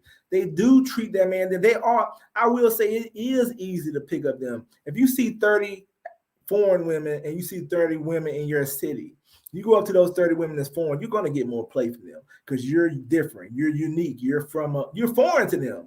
They're gonna look at you differently. So let me add that point because I think we discount that. Do you understand we only make up 6% of America? Right. So if we only make up 6% of America and the United States makes up 4% of the world, right? Do you understand how rare we are? Right. And I mean, and I understand, like, you know, if you go over I disagree with that. You say you disagree with what? We're 13% in America. I'm talking about black men. I'm talking about black men. Oh, black men. Okay, I got you. Black men, not the total population. Got right, black men. I mean, you know what I'm saying? Like, and that's why, like, when you were saying those men going overseas paying for sex and stuff like that, they shouldn't have to, because the women look at us as a, like you said, we're something unique to them. We're special to them. We're foreign. Why you think when the foreign men come over here, our women be looking at them like they want them because they're different? Anytime you're different, it's more attractive to the woman. That's why if you go to different cities, like I'm country, I go to New York, they're gonna be like, I like his accent. So if you're going out there paying for prostitute, that's just a personal choice, and that's cool. That's what you want to do. But at the same time, the women should be concerned that their men are trying to go overseas and find these women. Because these women over here overseas are not only going to be feminine, they're going to be submissive, and they're going to try to take your man. So these women in America better be scared if men can start going overseas, because they might lose the competition. They're not going to be able to compete with these women, because these women have been raised in households with a father and a mother that's taught them a role. And a lot of women in America, black women, I would say, have not came up with a father, so some of them don't even know their roles. So it's gonna get ugly. It's not a course you can take. It's not a course you can take for like $100 or something to figure it out either. You know what I'm saying? And then they don't want to see that though. It's gonna get ugly. Like I don't gotta go overseas to get no woman. I can get a woman over here, but I will say it is easier when you deal with no women that's foreign. It's easier because they are different and they look at us different. So if I were the black women acting like they ain't concerned, they like going over there. Yeah, it's a problem if everybody start going over there, because them. Or what if the women start coming over here? Y'all gonna start having to go to the white man. Y'all gonna be forced to date another race of men, because we're gonna start dating women that's gonna be feminine. We're gonna start dating the women that's gonna be submissive. We're gonna date the women that's gonna be cooperative. With that, family, I need to go ahead and bounce though, but I definitely appreciate you spending time. Let me chop it up with you guys. Oh yeah, I appreciate you coming on the show, bro. I mean, anytime you can come on my next one. You know, I'm going live this Sunday, so if you want to come on the show, you can. All right, I'll go ahead and subscribe to you, fam. Y'all enjoy the rest of your night. All right, you too, man. Peace. All right. All right, peace. Now, what was you saying? Just noticed about that overseas and how they were going over there paying for sex and stuff. What was your opinion on that? Well, I was just saying is because I keep hearing it, and it's like a lot of brothers, they fed up, so a lot of them are just saying, I'd rather pay for it. Right. You know what I'm saying? As opposed to, I heard what the other brother was saying. Yeah, there are some brothers out here that are going overseas and stuff, you know, who are legitimately looking for a life partner. But that's men who are, you know, maybe in their 30s, but like from the, like, maybe I'm gonna say mid to late 30s going into your 40s. The younger dudes that's like just 30 and down, they like, yo, I'd rather just pay for it. I'm not even trying to date. I'm not trying to socialize. I just want to get straight to it. Right. And I had, you know, and I had no, go ahead. No, I'm sorry. No, say what you were saying. I'm sorry. No, it's just they just want to cut to the chase. They're not trying to build build a rapport and kind of like, I guess, take the time to get to know a woman and speak to a woman and trying to figure them out. It's just like, I ain't got time for this. I'm going straight through it. Right, So right. that's what I'm trying to tell the brother. And that's a problem though. You know what I'm saying? Like they bragging about prostitutes over there and they saying that the women are better. Like, I don't know, man. Prostitutes, man, if you trying to say prostitutes better than the regular women in the United States, like I asked some of them passport guys to come on the show. They said, man, I don't need nobody to teach me game. All I need is a passport. And I said, what? I said, no, women ain't over there ain't stupid. They using your ass too. Because I talked to some of those foreign women and they want money too. They selling ass Right. too. They trying to get over too. So they know when Right. the sucker coming. When them dudes come over there, they be like, there go these simp ass suckers. I'm about to get them out this fucking money. And the men are telling these women, those foreign men are telling women, get them motherfuckers out their money. So you going over there and you getting looked at as a fucking sucker. You think they treat you better there. They might be more submissive and feminine, but they still look at you as a sucker at the end of the day. Right. And that's what I was trying to allude to, is that it's because of social media, right? We know that the world is a much smaller place than when it was, years ago. We saying like prior to like MySpace. After everything after that, the world got increasingly smaller. So now people from other cultures are now able to peer into what Americanism is about, and now it's like, okay, they want to emulate us. So if all the women in here is all they talking about, like what Cardi's talking about, what Megan is talking about, then they're gonna get on the same algorithm. They're gonna get on the same wave. I'm gonna tell you what's crazy though. If you gonna follow a celeb, they go for men or women because they ain't got Cardi and them money. So you gonna follow them and you ain't got them getting it like Cardi, and then you gonna look like a damn fool. Because I mean, Cardi and they can talk that shit because they got a man probably, and they got a lot of men that want them. No matter what they're saying, they rich too. So they got an upper hand. So that's why you don't follow celebrities and what they say. Because if celebrity telling you some stupid shit and you're not on level, like I'm not gonna let no celebrity tell me no shit knowing I'm not on his level. Like they're not telling these women anything positive. They're ruining these women with that message, trying to tell them to act like that and dominate men and shit. Because that shit, only reason that shit working for Cardi and them because they got money. That's the only reason that shit working for them. Right, but now it's like all those women that are influenced like that. Even not even, and I'm not going to just put just Cardi and them on the chop block. You got the Real Housewives and all this other stuff going on, and you got what do you call it, those girls club thing or whatever. So it's a lot of different influences, right, on women, worldwide. And it's very negative because everybody is trying to be like these individuals who are rich, who do have money, and all they care about is the look. As long as I look rich, as long as I look like I'm living a luxurious life, maybe one day I run into that basketball player or that get money drug dealer. Or happen for all of them either. Now this dude Bryce talking about we sound like we hating up here. Why is the money the top of the narrative? Why they fuck black men for free as long as they're somewhat attractive? No, them prostitutes ain't fucking nobody for free, bro. Unless it's their main man, some African dude. They're fucking for money because they're fucking poor. So I agree with you. I don't agree with you, Bryce Wilson. Those foreign women have men, just like most time prostitutes have somebody, or they don't got nobody. They got a pimp.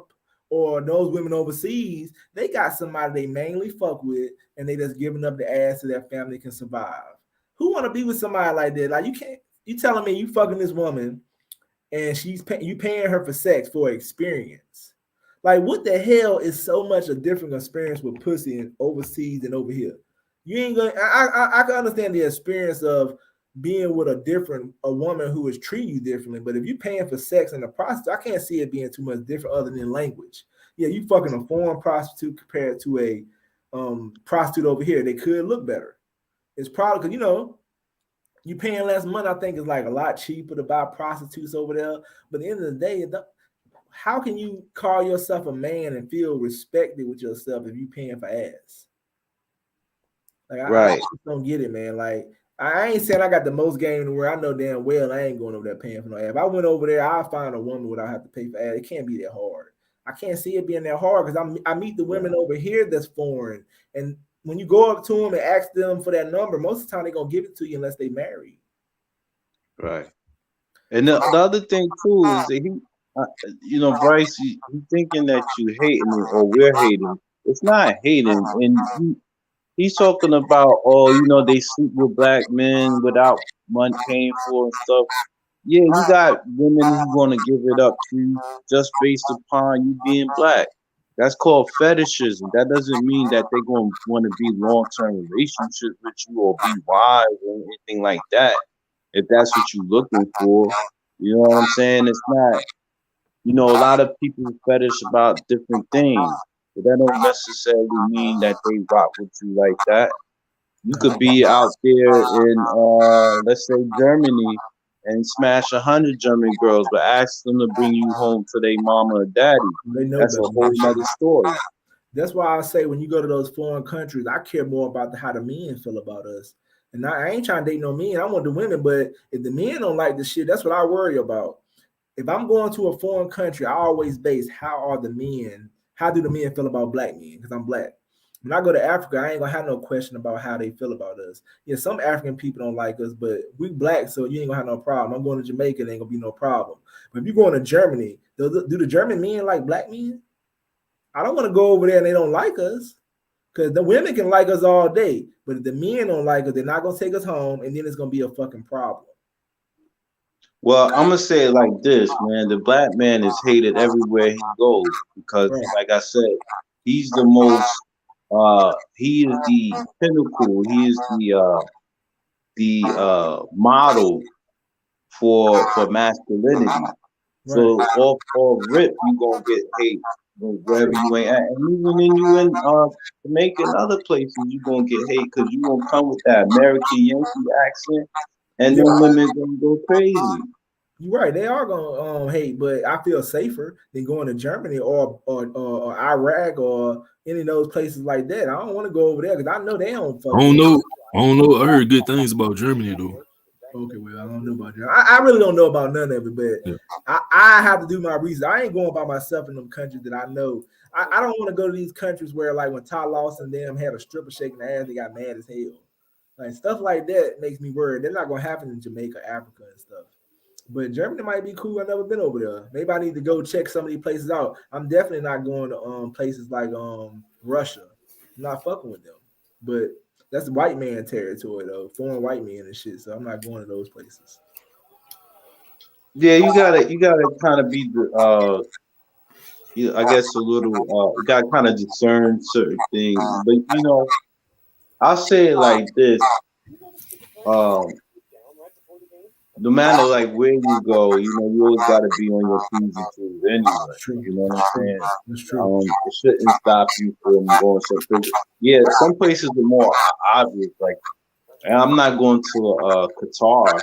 Where they got some strict rules, and next thing you know, you sitting in some sort of Arabian jail or something like that.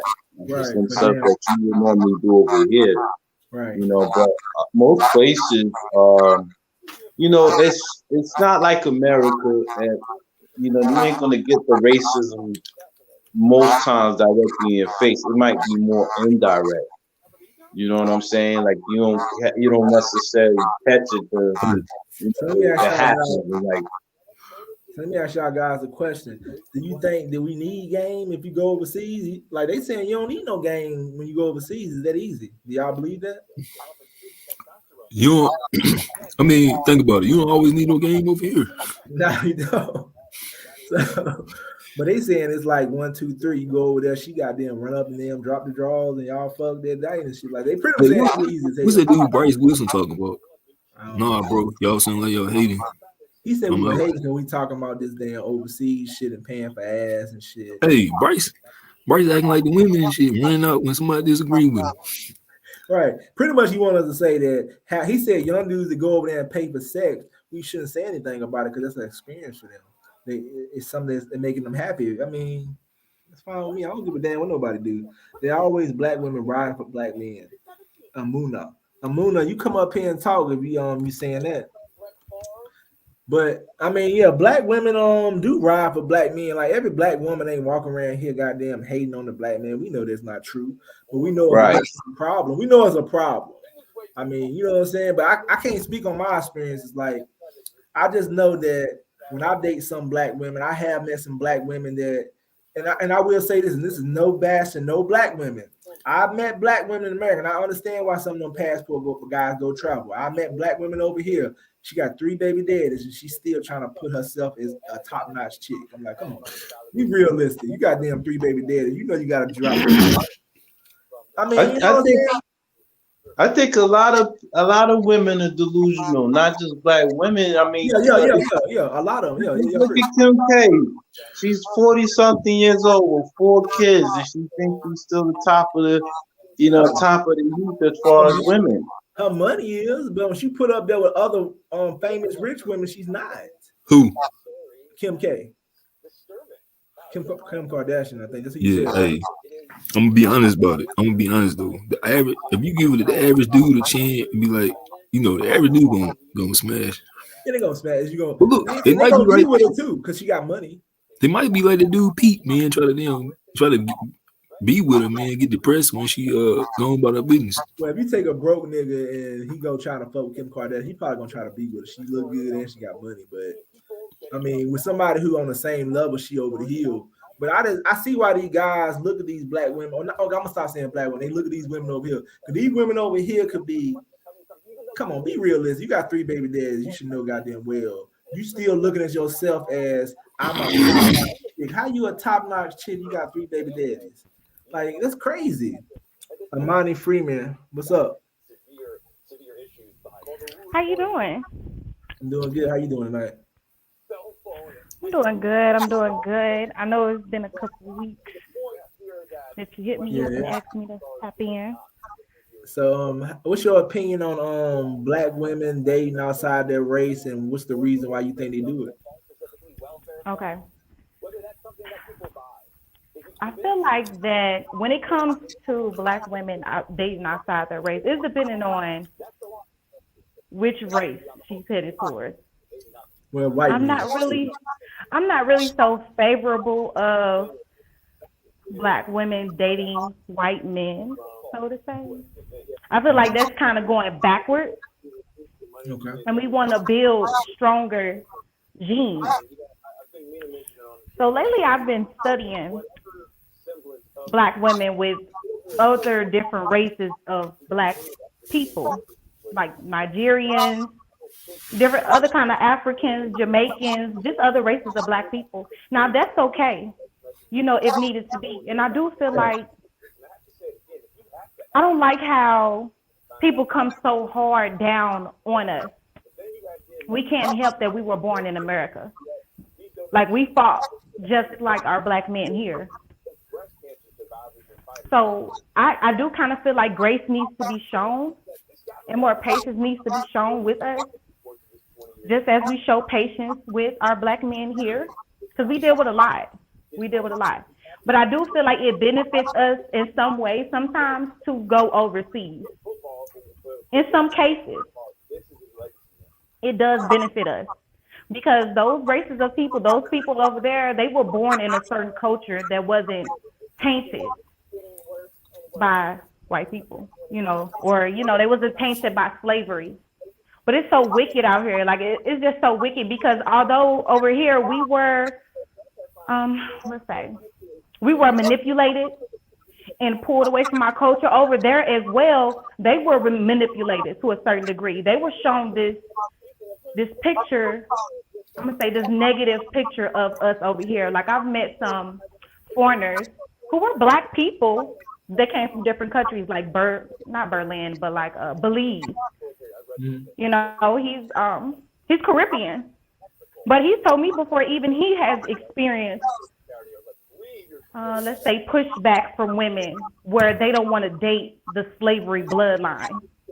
They don't want to mate with us because of how rough our bloodline is. You know, and it's kind of sick, but this is happening all over the world. I just don't like that we are the face of it. We are the face. It's like we're put on the pedestal. We're put up there for the whole world to see in the wrong way. So you saying there's other races like that's having the same problem? You're saying? Yeah, some other. Now I say the ones that descended from the slaves, they are having the same problems as we are having over here. Right. Not to the certain, not all the way completely, but I've met some people whose descendants are slaves. You know, they were slaves at some point in time, and they get met with the same pushback as we have. Not too many people are favorable of us because of our bloodline, because how rough we are. You know, but that was our way of survival. Right. You know, we had to. If you want to get anybody on board with something, like black women was the people was the go-to. Right. Because how crippled our black men were here. You know, so I don't really like how. I just don't like how people come so hard on us as black women, even our black men, and say, you know, that we're too rough or this and that. Like we didn't come from the same thing. I mean, yeah, we fought the same war. I mean, I understand where you're coming from, though, and maybe they do come down too hard, and it can be both ways, though. You know what I'm saying? Like you said, you don't agree with that dating outside your race. So, like, I don't got no problem with it, but at the same time, though, as long as you don't have an issue with the person, like, you can date outside your race. Just don't bash your race to do it. You don't got to do that. I mean, everybody like what they like. You know what I'm saying? If I dated a white woman, I wouldn't go around saying black women ain't shit, because that's not why I'm gonna be dating a white woman. You know what I'm saying? And that's what the problem is. Like, it's always got to be a problem when you date outside your race. Got to be a problem with the person. And like the dude said, they're not just talking about the person they date. They talking about as a whole. You dated 3 black men that treated you wrong, and you trying to say all black men ain't shit now. You dated 3 black women that did you wrong. Now you trying to say all black women ain't shit. So that's a problem, though. Right? I mean, what y'all think? What you think about that, Prime? What you think? Just noticed? Yeah, I mean, I think everybody entitled to their opinion. Do you think we coming? She said we coming down too hard on black women. You think that's true? Man, not hard enough.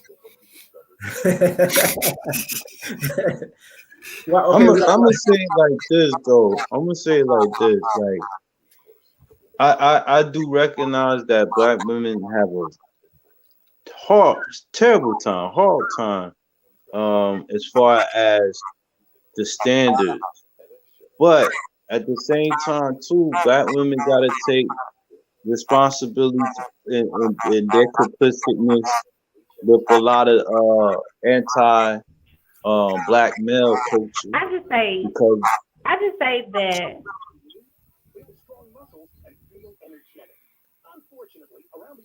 I can't hear you say anything, Amani. Okay, I was going to say, I just say that it's a difference when we speak on other races of people, like let's say the Caucasians, right? We always show them grace. We be like, you know, not all white people are bad. You know, not all of them. But when it comes to us, it's like black women, oh my goodness, you know, like y'all just throw us in a hole, or black men just throw them all in a hole. Like, we can't do that. Who have you heard a lot of us are trying to find our way back to our true nature. The men are trying to find their way back to their masculinity. Women are trying to find their way back to their femininity. You know, it's something that's going to progress as time goes on. Like, we're not going to all get it right at the same time. You know, so it's a little friction. I think that we're all frustrated. I'll say this. I'm gonna say that black men and black women, again, like I was saying earlier, we're always dragged in the media. We're always dragged, or you know, in social constructs. You know, they put like the worst images of us, and it goes viral, right? The thing is, though, like, we really not going to get it until we start developing our own like standard culture, because other people or other cultures, they have like they traditions and stuff, and it's like pretty much one way. Like Dominican's culture is Dominican's culture is different from the Puerto Rican. So with us, it's like we gotta develop our cultural practices, what we gonna allow, what we're not gonna allow, and stand by that, because we really all we got at the end of the day. Man, hey, yeah, I know it's one thing though. A lot of black people be saying how hard they got it. I'm like, shit, how? Shit, your ancestors did. Yeah, that's Your true. your your grandpeople. You know what I'm saying? But what the fuck y'all go through? That's true. That's true. I mean, Right. we ain't went through nothing as hard as damn my ancestors. Yeah, what the fuck y'all been through? I don't know. That's a good question though. You know what I'm saying? I guess people got that different opinions on what is hard. Maybe they think what they've been through is hard. Maybe I mean it might not be as hard as our ancestors. Damn, throw y'all back in the 1940s, boy. Shit. That'd be crazy as hell. You get there. But you know what I'm saying? It is a problem. Now, what my thing is, I can't believe that we still letting stuff like good hair, nappy hair, and all that shit still affect us. Skin color, our women feeling like they ain't getting accepted by black men, so they gotta date white men and shit like that. That's sad. That's still going But on. I think that's a small percentage. It's like I think a small percentage of black women date white men. Yeah, that's probably true. I agree. But you know what I'm saying? I have heard a lot of black women say stuff like, well, not a lot. I heard some black women say they ready to start dating a white man because they ain't got frustrated and stuff like that. My thing is, if you let frustration send you somewhere else, that ain't mean that that man gonna treat you better. What if you frustrated with the man you dating, the men in your race you dating, and you go to another race and they treat you the same fucking way? What you gonna do then? Keep jumping from race to race? Then what if none of them men treat you better? What you gonna do? Come back? I mean, you know what I'm saying? That's why you should never leave with frustration. You should leave with an open mind and clear and be like, shit. I mean, I'm just ready to try something different. I don't know why people gotta go through something bad to goddamn make a difference. I mean, make a move. But I mean, you know what I'm saying? Like, at the end of the day, I don't really care what nobody date. You know what I'm saying? I don't care if you go overseas. I don't care if you date outside your race. It don't bother me because I mean, I feel like I'm gonna do me regardless, though. And I don't gotta bash nobody. As long as people leave the bashing out of it, it's cool. Because I mean, think about nowadays. I mean, shit, everybody dating who they want to date anyway. It ain't no problem. We ain't made it cool. So why is anybody jealous or mad? But I think when the problem comes down to is when people got to shit on other people. Hey, it might be cool, man, but I'm gonna be honest though. Like for me walking, like going somewhere with a white woman in certain parts of the country, I'm not gonna feel comfortable. Oh, you walking with a white woman? Yeah, I'm not gonna feel comfortable in certain parts of the country. Yeah. It is gonna be a problem. I mean, like those women were saying, they don't feel comfortable dating. One chick said when she started dating a black man, she said it was around the time of Trump. She tried to make it seem like black people was trying more. I was like, I don't know about that. Like, what the fuck Trump got to do with that? I mean, you know what I'm saying? Like, she tried to make it seem like she thought they were gonna try to do something more in the Trump era. I said, that don't even make no damn sense to me. You just making up some bullshit. I doubt if anybody even gave a damn. But just because when Trump was president, we still had interracial dating relationships. I mean, I guess anything to make you feel like you want to be have to put your guard up and stuff. Like, you know what I'm saying? I mean, we be honest. Like, when I see a only thing I have a problem with interracial dating is when I see a white man and a black woman dating, it seems like the white men get the better looking black women. And then when we decide to date, men decide to date outside their race, they get in the trash. Y'all agree with that? You agree with Yeah, that? but you I gotta think a lot of times they get the trash too. They do. Yeah, I was gonna say that. I think we all getting the damn trash. We ain't getting the cream of the crop. You know what I'm saying? When we be doing that a lot. Not. I'm gonna say a lot of time. I'm gonna say sometime. You know what I'm saying? And that's what I'm saying. It goes back to like culture and value and how other cultures view you. You know what I'm saying? And for a lot of you, believe it or not, for a lot of cultures, they feel like they going back with dating a black man. You know what I'm saying? They don't be wanting to date outside their race until they can't find nobody else. You know what I'm saying? Within their own, or when they get rejected from their men, so then they come over here.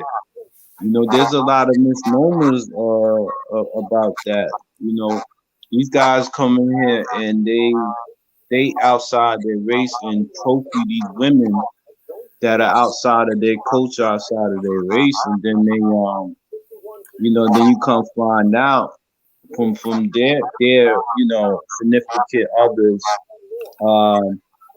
you know, culture point of view, they feel like they took a step back. They feel like they that they settled in. Oh, the black men, they're so nice. You know, or you should get one of them since you can't, since you're old, like the Asian women when they get 30, you're too old. Go get you a black man or something like that. Like it's stuff like that. I hear that. You know what I'm saying? But that's why I said we gotta value us, and we gotta value our women, and our women gotta value us, and we really do need to stick together because there's a lot of divisiveness coming from all these different places, particularly media right now. I feel like social media, and you know, we always do the news media always try to drag us, TMZ dragging us and making us look like fools. Right. You know, but a lot of us are very intelligent. A lot of us are smart. A Right. lot of us you know, hard workers. A lot of us take care of our children, Right. both fathers or mothers, and they don't show that stuff. They don't. You know, But you think about it though, this been going on a long time. Back in slavery, you hear about the Willie Lynch letter. How you gonna break black people, make the men turn against the man turn against the woman, the old and the young? That shit been going on for the longest, and it's still the same mentality. If you turn a race of people against each other, we're not gonna go get better. That's why. That's how you beat us. You got men and women going against each other. So how we gonna damn grow when we argue and beef and fight, who's supposed to be and where they supposed to be at? It should be no question that the man the head of the household. I mean, everybody know that, right? right? It shouldn't be any question about that. But But again, you got all these different organizations with different letters who have these agendas.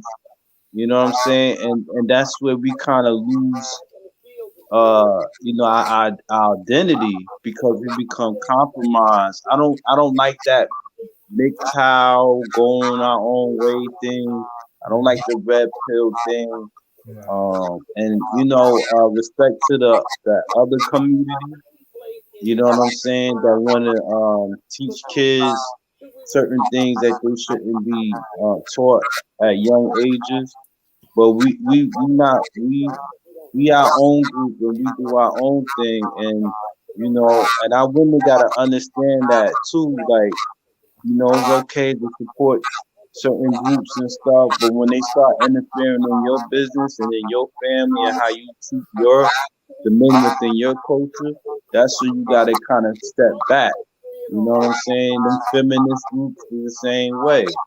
You know, they turning the women against the men. You know, especially the white feminists, and I feel like white women are more racist than white men.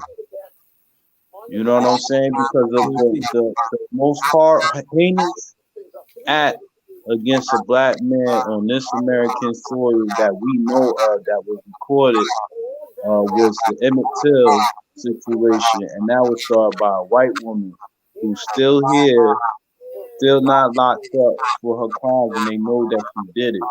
right. Cause they only reason you can say that white women are probably more racist because they can goddamn back in the day they could say some shit about a black man did something and have a whole crew of white people go kill him. So they had that power to lie and then start a destruction of black people and stuff. So they are dangerous. Like I will say they are more dangerous, especially back in the day, because it was like if a black man would do something to a white woman, you know he was dead. So they lying and they can get these black people killed. So those white women were racist So, and dangerous. hey, so who's more dangerous to you? Another black man or a white woman? Who's more likely to harm you? When right now it would be another black man at this point, and in this time, and it's true. Or it depends on like where you at, where you live at. it'll be more likely another black man to be more dangerous because you go to the hood, another black man is more dangerous, and that goes back to us being turned against each other. So even if you don't go to the hood, yeah, they more dangerous. Yeah, it's another black man. That goes back to them turning us on each other. White people don't have to be more dangerous to us when we got it. When they got why white people don't have to be more dangerous to us because they already got us killing each other. So the white people that sit back and say, let's stay out of this shit, let them kill off each other. We just gonna lock these motherfuckers up when they do it. I think you're gonna always have I mean the person that's in your bloodline gonna be more dangerous to you anyway, because they're the ones that can get closest to you. But that goes to a lot of cultures, then it ain't just us killing us. You think the Chinese gonna be killing other Chinese? You don't think that other Brazilians ain't killing other Brazilians? And that always been like that. So And you saying this yeah, I'm saying in America, who got the highest murder rate amongst each other? By far, black.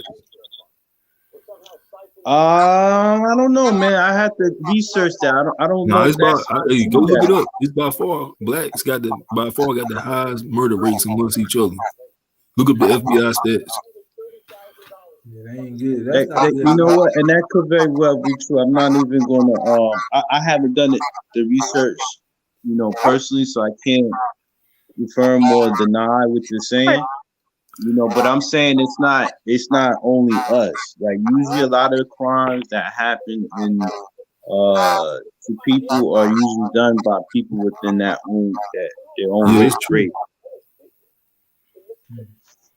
Yeah, that's crazy though. I mean, what I'm saying? I heard this one woman said similar to what you were saying. Just noticed that she's saying that black people don't kill more. It's equal. She said that's just some. I forgot how she was trying to say it, but she was trying to say it wasn't like that. It's just like she's saying pretty much when you live around your people, they're more likely you're gonna get killed by the other people. She said it was equal all around. And white people doing the same thing, other races. Yeah, but the rate is high though.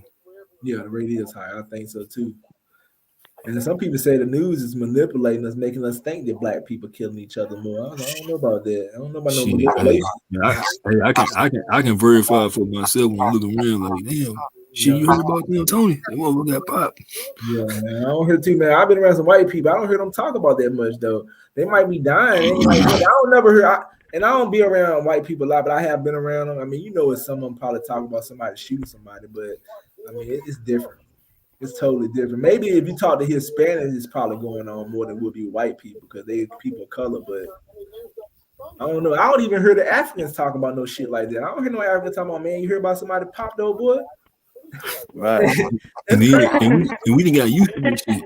Yeah, I don't hear no Africans talking about no shit like that. Like, you more safe around black African people. They more likely to not do nothing to your ass. Like, African people in this country. I ain't never in this country. But if you go to their country, they killing each other like it ain't no out of business too. Yeah, you know what I'm saying? If you go to other countries, like if you go to let's say Colombia, you don't think that it's other Colombians killing the Colombians, and their murder rate going to be high against one another. Yeah, I was talking about blacks though, because they got blacks in Colombia too.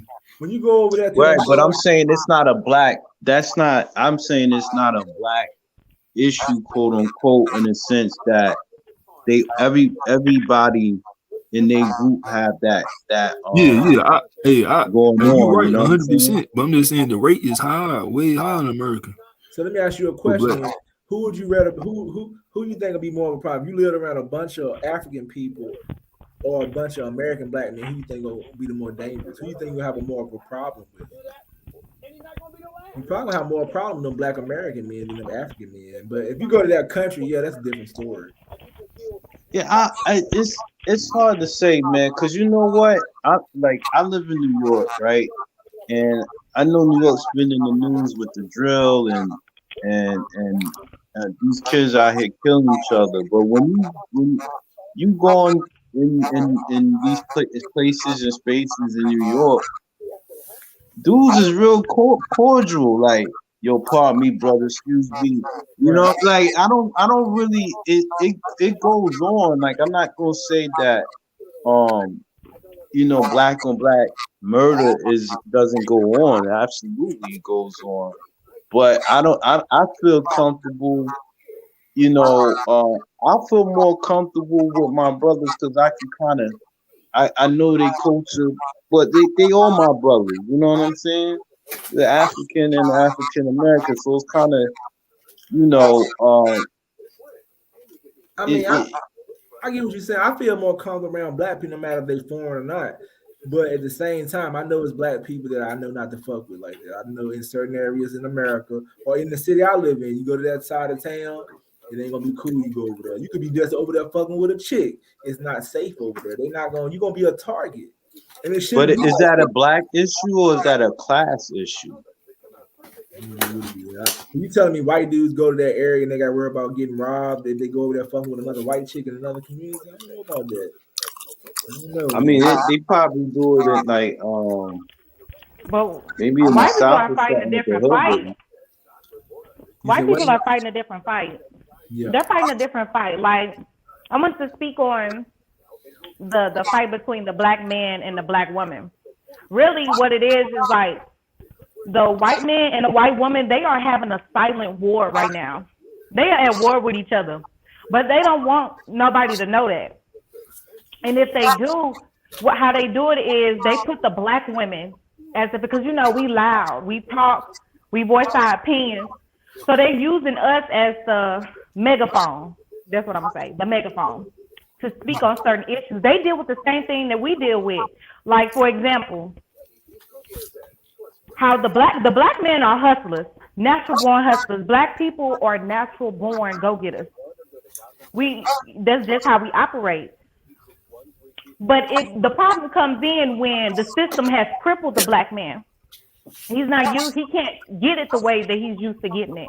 He got to go through all these different loops, and you know, if he does something wrong, let's say he's trying to get it for his family, he gets sent to jail. Now he got a felony, like all these different things that cripple him. But in white America and the white people world, they're dealing with money laundering. Money laundering. Like they have other criminal stuff that they doing behind closed doors. They don't shed light on. But what they do, they put it in the movies. You know, how many money heist movies have you seen with white people breaking into banks and doing this and all That that? goes back to your point of Brett Favre and what he did. They ain't putting that shit out there. They don't give a damn what Brett Favre did. He over here robbing from Mississippi, Alabama, all this money. And they ain't talking about that shit. White people shit just don't get put out there. And they get a pass for that shit. Yeah, they get a pass. Becky tired of dealing with the same stuff. She's tired of playing the ride or die road, just like as we are. But we have to play it because that's the type of environment that we in. But that's crazy how he can do something like that, or a white man can do something like that, and they don't have many problems. But a black man do some shit like that, some even lesser, and his ass be in prison forever. So you know what I'm saying? That shows you who got the power in the world, though. They still got the upper hand, though. At the end of the day, they can do some shit like that and nobody pay attention to it. People ignore it. People worrying about a goddamn coach sleeping with another woman in the organization. This motherfucker getting over on millions, getting over on a lot of people from a state. So it's just crazy how black people get noticed for the dumbest shit, and white people be doing some serious crime that might not get nobody killed, but they getting over on people too. Yeah, they get people killed in the process because they taking money from us. They take money from us when they place their businesses in our neighborhoods and this and that. All. They getting people killed, but they're just higher up on the pyramid. But their system is falling anyways. You know, we just have to be prepared for it when it does fall, because we are up next in line. We are the ones that are, what's the word I'm looking for? We've been on this land just like with them, even though we was here first. That's a problem right there. We're up next to ride. So that's a problem right there. I think that it's us knowing exactly who we are. Black men need to know who they are. Black women need to know who we are. It's okay and not to be intimidated when they see a black woman striving to get her education. We need people to fill in these roles. Like every person plays a part in the community. Why feel some type of way as a black man if a black woman goes to school and go be a nurse? That benefits you. That benefits your family. That benefits your children. That benefits the community. Yeah, everybody has a part to play. Has somebody ever said anything about black women going to be a nurse? Somebody will put that down. No, I ain't but trying to I be heard. funny. No, I heard previously before that black men won't date a black woman that makes more money or that has a certain degree of education. That's kind of like offensive Oh, okay, I got to you. the black man. That's what I mean. But And not whatever just she black chooses men, to go to school for. and not just black men. Some men don't want their women making more money though. You know what I'm saying? Because they feel like they're not in control anymore. They don't feel like they're the head of the house, or they don't feel like they're the breadwinner. They feel like their woman's gonna be the one in control. So that's why some men don't want their woman to make more money and stuff like that.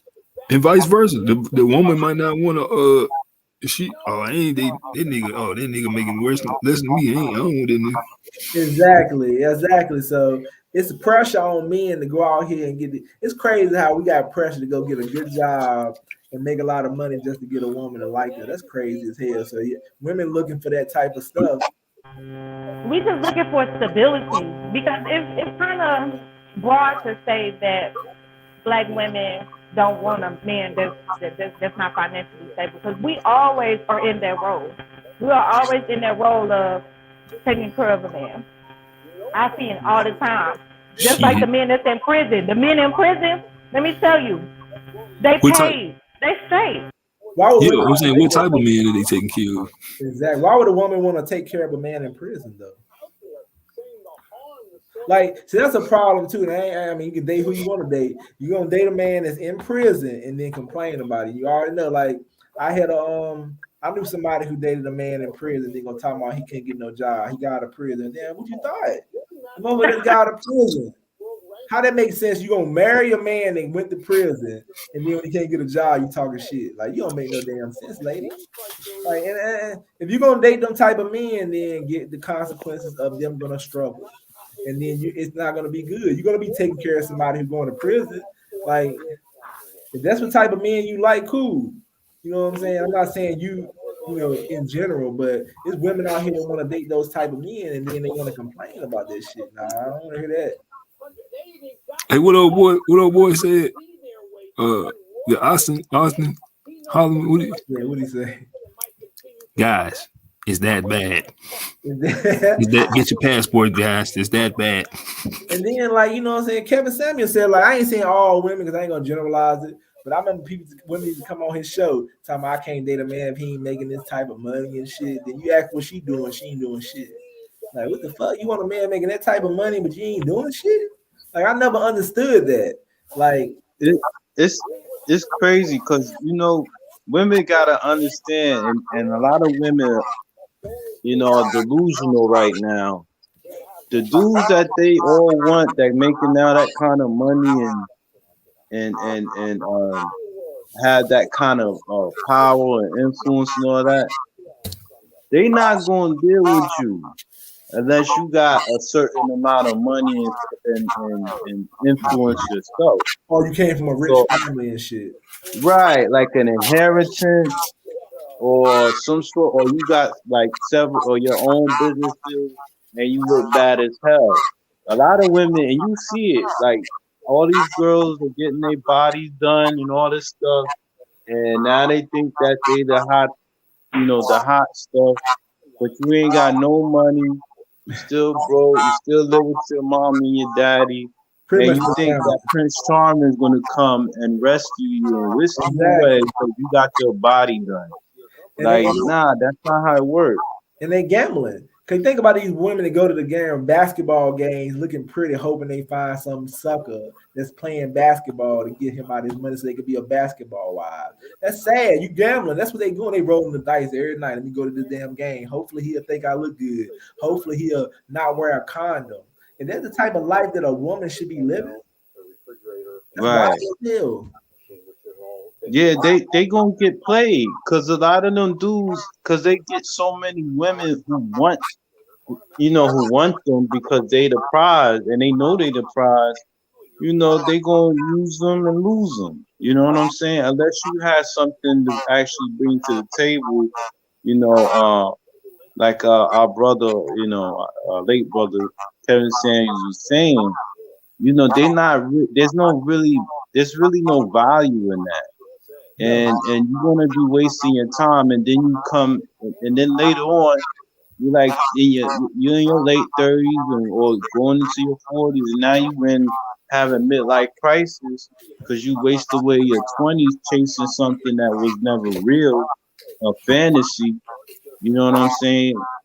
And there's nothing wrong with chasing your dreams, because dreams can come true, but a fantasy is a fantasy. Yeah, And that if shit you think ain't this no is like dream. Barbie, you Ain't in no for dream. a ride. Ain't no dream should be goddamn at a game waiting on this nigga to talk to you. That's a damn dream. That's crazy. Like that's delusional. And then them women gonna run up on a simp.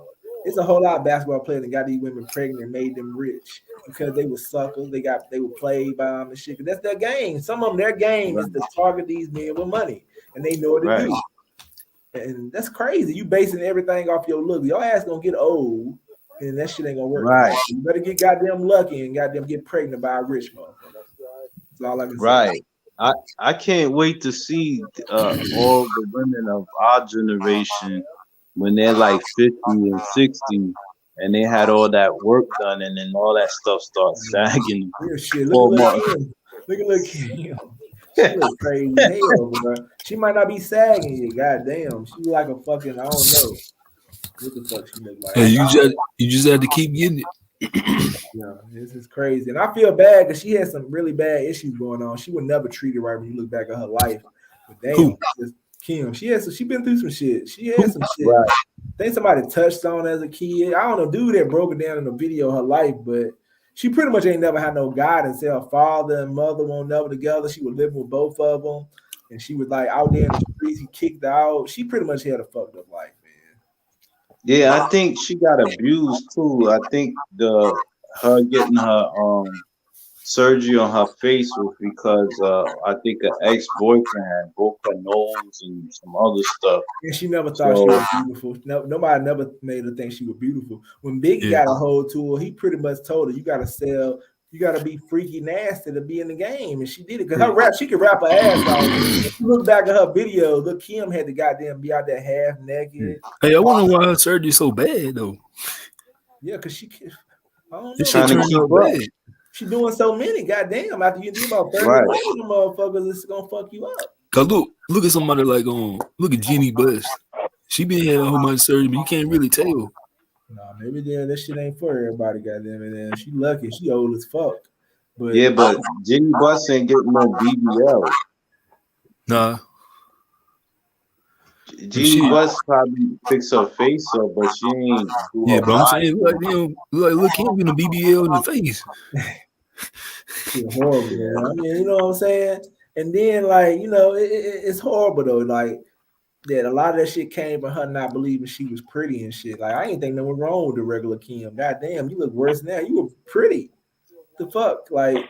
But if ain't nobody think you was pretty, she said they were saying she pretty much didn't get no love from men, but in the streets and shit. So that's why she ended up being what she was. But I mean, you know, it is what it is. There ain't nothing we can do about it. She fucked up, and she ain't gonna never go back. Once you had them surgeries, you fucked up. She ain't gonna never be the same in the goddamn world. Yeah, it's gonna be a lot of little Kims. But what's worse with these men out here having goddamn surgeries that have abs? Like niggas out, you got men out here doing that shit too. Like I think it was a rap out here talking about he ain't had to work to exercise. Like, okay, you talking about man, Kevo? Yeah, you did all that shit to lose weight. You still unhealthy, motherfucker. You still unhealthy because you really a fat guy. You just got to did some surgery. Like, what the fuck wrong with you, bro? You got to exercise. So you walk around here looking healthy, but your ass really goddamn. Charleston White said he made him get the BBL. That shit was crazy as hell. When men started, it's wrong for women to do it, but it's bad when men doing that shit. I don't want no goddamn abs that bad that I'm gonna goddamn do a BBL and shit or whatever the fuck they doing. Right. That's sick, bro. Like goddamn exercise ain't that goddamn hard. It's motherfuckers in that 70. Well, he was exercising. Yeah, but he was saying they weren't doing good enough, so he had to have that surgery. Then, motherfucker, you just, I mean, everybody ain't gonna. I mean, sometimes people gotta make everybody body type different. Like I see 70-year-olds with abs and shit. Sometimes you just not working hard enough. Maybe you ain't eating the right shit, and maybe you just ain't gonna have no goddamn abs no more. As long as you fuck it. Like I ain't got no abs, but I ain't goddamn out of shape either. But I might not be doing enough to have them abs. I ain't gonna have no surgery. I'd rather find out why I don't got no abs. I think it's just hard work. But, you know what I'm saying? I don't want no abs that bad that I'm gonna goddamn have no damn surgery. That shit is sick, bro. I mean, Hey, you know what I'm saying? If that's what he wanted, that's what he wanted. Just like these women get these. but what about the I people hate them that fake died? asses though. God, What about the like, ones that have died over the people don't know they want that shit so bad they going to motherfuckers don't know what they doing and shit. hey, them shits don't even look right. No, and then motherfucker walking around with a afflicted booty, the booty like look crazy as hell. I'm like, damn man, what the fuck did you do to yourself? Got these small little legs and shit. Yeah, that shit's sick as hell. At least get the shit done evenly or something. I don't get it, man. I don't get it. But you know it's internal issues to anybody. You really gotta have some internal issues. And that's a Then problem. look, hey, then look at somebody like remember Pamela Anderson. Yeah. She was looking like a clown too, just like on Lil' Kim. Yeah, like a clown now. Like and Nicki Minaj, I don't think they did that much surgery and shit. She had a whole lot of surgery to that body. Shit, you Yeah, they all got surgery. I'm talking about they gonna look like Kim. Got her nose done. That shit crazy as hell, man. I ain't gonna lie. Like, damn, man, motherfucker wanna look like what the fuck? I mean, I don't get it, man. I don't know, man. I don't know what to say. If I had the money, I'm gonna go get a surgery. I'm happy with myself. I know I'm gonna get older. I don't give a fuck if people thought I was ugly. I don't give a damn. It's all about what you got. You know what I'm saying? Nicki Minaj, you know what I'm saying? Look, motherfucker had nose jobs. Damn, I could imagine if I got a nose job, bro. It's gonna be lame as hell. Like I couldn't even come back to goddamn where I live at. I would have to move somewhere else. I got a fucking nose job. I could never come back around, motherfucker. You gonna be a clown, bro. You got a nose job. You gonna be a fucking clown. Like, hey, was that chick on YouTube? You said what? Y'all heard it? Your chick Melanie King? Yeah. I know she had them surgeries and shit too. Skin lightening, nose job, everything. Oh shit, bro. I mean, like, Melanie King. Yeah, she a YouTuber. She pretty big YouTuber. She kind of big. I'm gonna check that out. Yeah, she used to be brown skin, then she on light skin, no different nose. I ain't never watched that content. Wow. Damn. And imagine if you go back and forth with her, that's gonna be something you're gonna attack her about. Like that's gonna always be the first thing gonna come to your head. Hello, bitch, you gotta fucking head to do that shit to look good. Like y'all remember Delicious? Delicious did that. Oh yeah. Would she get a nose job? She recently did. There ain't anything no wrong with Delicious. Like damn. Delicious got a nose job, got a race job. She light skinned now in Puerto Rico. That's crazy. That's crazy. She was bad. I'm talking about she was straight like she was. Yeah, she was. What the fuck this bitch looking for? What you looking for? I don't know. I'll tell you though, because I was talking to this African chick and she had told me one time some years ago that she wanted to lighten her skin up. I was like, bitch, you sound crazy as hell. You want to lighten your skin up? What the fuck? Hey, that shit Pablo over there. Skin lighten up. I'm just saying, bro, like, I don't give a fuck if you're rich or not. You look like a fucking clown. You come back around to people looking like that. They could be like, what the fuck you do to yourself? Like, I'd rather get the abs done because at least you can cover that shit up. But y'all remember Sammy Sosa?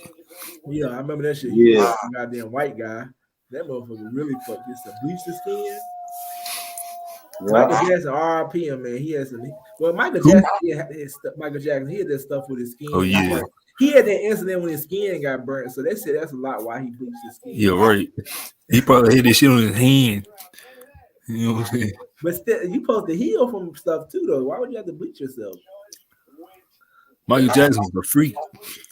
Motherfucker want to be white so goddamn bad. Like I ain't got nothing against white people. I don't want to be white, bro. And you know Michael Jackson, he didn't even talk like that. He would change his voice up. He didn't even talk like that. No, he didn't know he used to talk. I'm Michael. It ain't funny when he dead, man. But I mean, like, damn, he tried to change. I mean, you're not happy. Like, why? What's wrong with being black? I don't get it though. Like, why do we think white is better? Like, you really giving. I mean, anytime you bleach your. I mean, Sammy Sosa, Michael Jackson, Lil' Kim, and them are submitting to white people. They submitted. Like, you gave your soul. You selling your damn soul to these motherfuckers. Like, damn, I'm gonna go out here and lighten my skin so I can be close to a white man. Get a white nose. And like they gonna respect you more. They gonna look at you. Them white people gonna laugh at you. Like this motherfucker lighten his skin, change his nose. He still sound like a fucking nigga. They ain't gonna respect this shit, bro. They gonna laugh at you. You ain't gonna get no better job. Like I was dating this chick one time. She gonna tell me I ain't even think about having kids, but I don't even think about no shit like that. She talking about if we have kids, I'm gonna name them Billy and shit like that. I was like, what? She was saying white people. She was saying white people name talking about they'll get a goddamn job. I said, bitch, you sound stupid. You got a job? I got a job.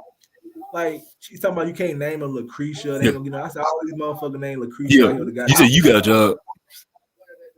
You said you got a job. No, I was saying is she was saying you gotta name your child something that's not black. Yeah, you know what I'm saying. You said you got a white name though. Yeah, but if I had a name that was black, I wouldn't have no problem. Yeah, I'm just saying. You know, a lot of times they say like you need to name your child a white name, so when they see it on the job application. Right, but she won't even name names that was like even Corey. Like it might be. She won't name names that was straight white. Like I don't know too many black people named Billy. Hey man, I'm gonna be honest though. I like my name, man, but I didn't really want a white name either. Yeah, when you get the knowledge about it, when you were younger, you didn't care, you didn't know. Like when you get the knowledge about it, yeah, you want your name to be something different. Ain't nothing you can do about it. No. Did our parents name us these names just so we can get a job? I doubt it. But she particularly had to put it out there. I want to name my child a certain name so they can get a job. That don't make sense. But if that's what you want to do, I mean, I don't think it's gonna matter. But it has I think this shit cool that the name a non-white name because it gets back to your roots, man. It's like it gets you farther from the slave name. Right. It's like people like Giannis Antetokounmpo and shit. He got his damn name and his character. You know where his name come from. How many people named Giannis? Yeah. He ain't no damn. He ain't get no. He got his name. He's supposed to got from his own coach. I don't like having a slave last name. Nah, like Miles and whatever Miller and slave name. But what can we do about it though? That means change it. Yeah, you can go change it though. But you know. Yeah, you can do something like Artest and them deal with a Meta World piece and shit. Yeah, anything. You can just change anything. I don't know, you know. So you saying you'll pay for your name to be changed? Yeah. But I'm cool with it though. I'm cool with my name. Yeah, I'm cool with it too. I mean, I don't like the last name. Yeah, I don't want a white name. Who would you change your last name to? I don't know. I don't know. I don't like having a slave name. I don't like having no slave name either, man. It is what it is, though. I mean, they got ultimate power. We got a slave name. That's why we can't even find out who our fucking people are. It's hard to trace back and shit. Who are our ancestors and shit? It's hard to find that shit when your goddamn. I guess if you trace back to whoever your slave master, whoever the slave master was. Cause you know damn well when no Simpsons and then like they didn't know no Jones is up in Africa. No, see. I guess if you trace back your last name and find out who the slave master was, that's who you find your people. You'll find your people that way. That's the only way you can better find it. Because whoever was my last name was slave to my people. Hey, just notice you got a white last name. Yeah. Shit crazy. I think we all do, man. Unfortunately. But that doesn't mean that we can't, trace our roots or I'm curious. Start like, how will we find our root? We can't trust that goddamn shit on that. What's that damn thing? Shit hard. What is that thing they found that they paid the family root tree? Oh, you talking about 23andMe? Yeah, that's other shit too out there. I don't know. You can't trust that shit. Cause you know how people say, man, I want to carry on my name. Like you carry on a slave name. No, people want to say they don't. Cause they don't know or they don't care or they can't do nothing about it. I'm curious on what my ancestors is. I would like to know. I had this guy tell me one time, he said I had some ancestors from another race other than black. He was looking at my cheekbones and shit. I was like, I don't know, bro. I don't know. I told him I ain't know. You know what I'm saying? We can sit up here and say that, but I don't know. Aborigine. Yeah. He was saying stuff like that, and he could be right, but I don't know. But he said you go by black. I said yeah, that's what I go by. But I could have. I mean, we don't know how deep it is because how do I trace this shit? I don't know how to do that shit without paying somebody to give me a bunch of bullshit.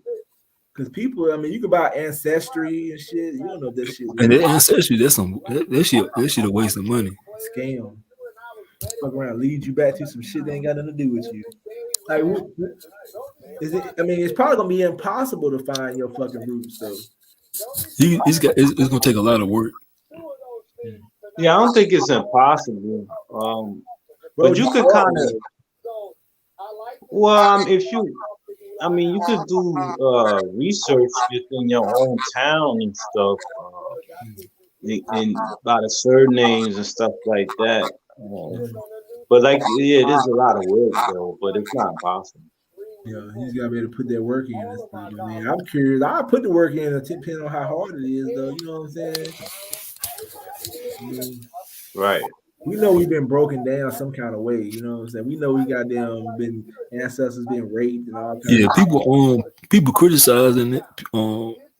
Black people for naming their kids like Keisha, DeAndre, and stuff like that. But like, would you want them to have a white name? Yeah, that's true. That's true. That is true. But man, shit. Man, I'm probably about to get ready to end this live though, you know what I'm saying? Shit, I mean, it was a good topic though, you know what I'm saying? Hopefully Sunday to get a little bit more lit though. I was hoping a few more women would have came up at the same time though. Old girl left early though. What's the name? Yeah. Shamika? Hey, I know this man. They when they leave, they don't say bye. And then, No, sometimes they do. I don't know why they don't say nothing. yeah.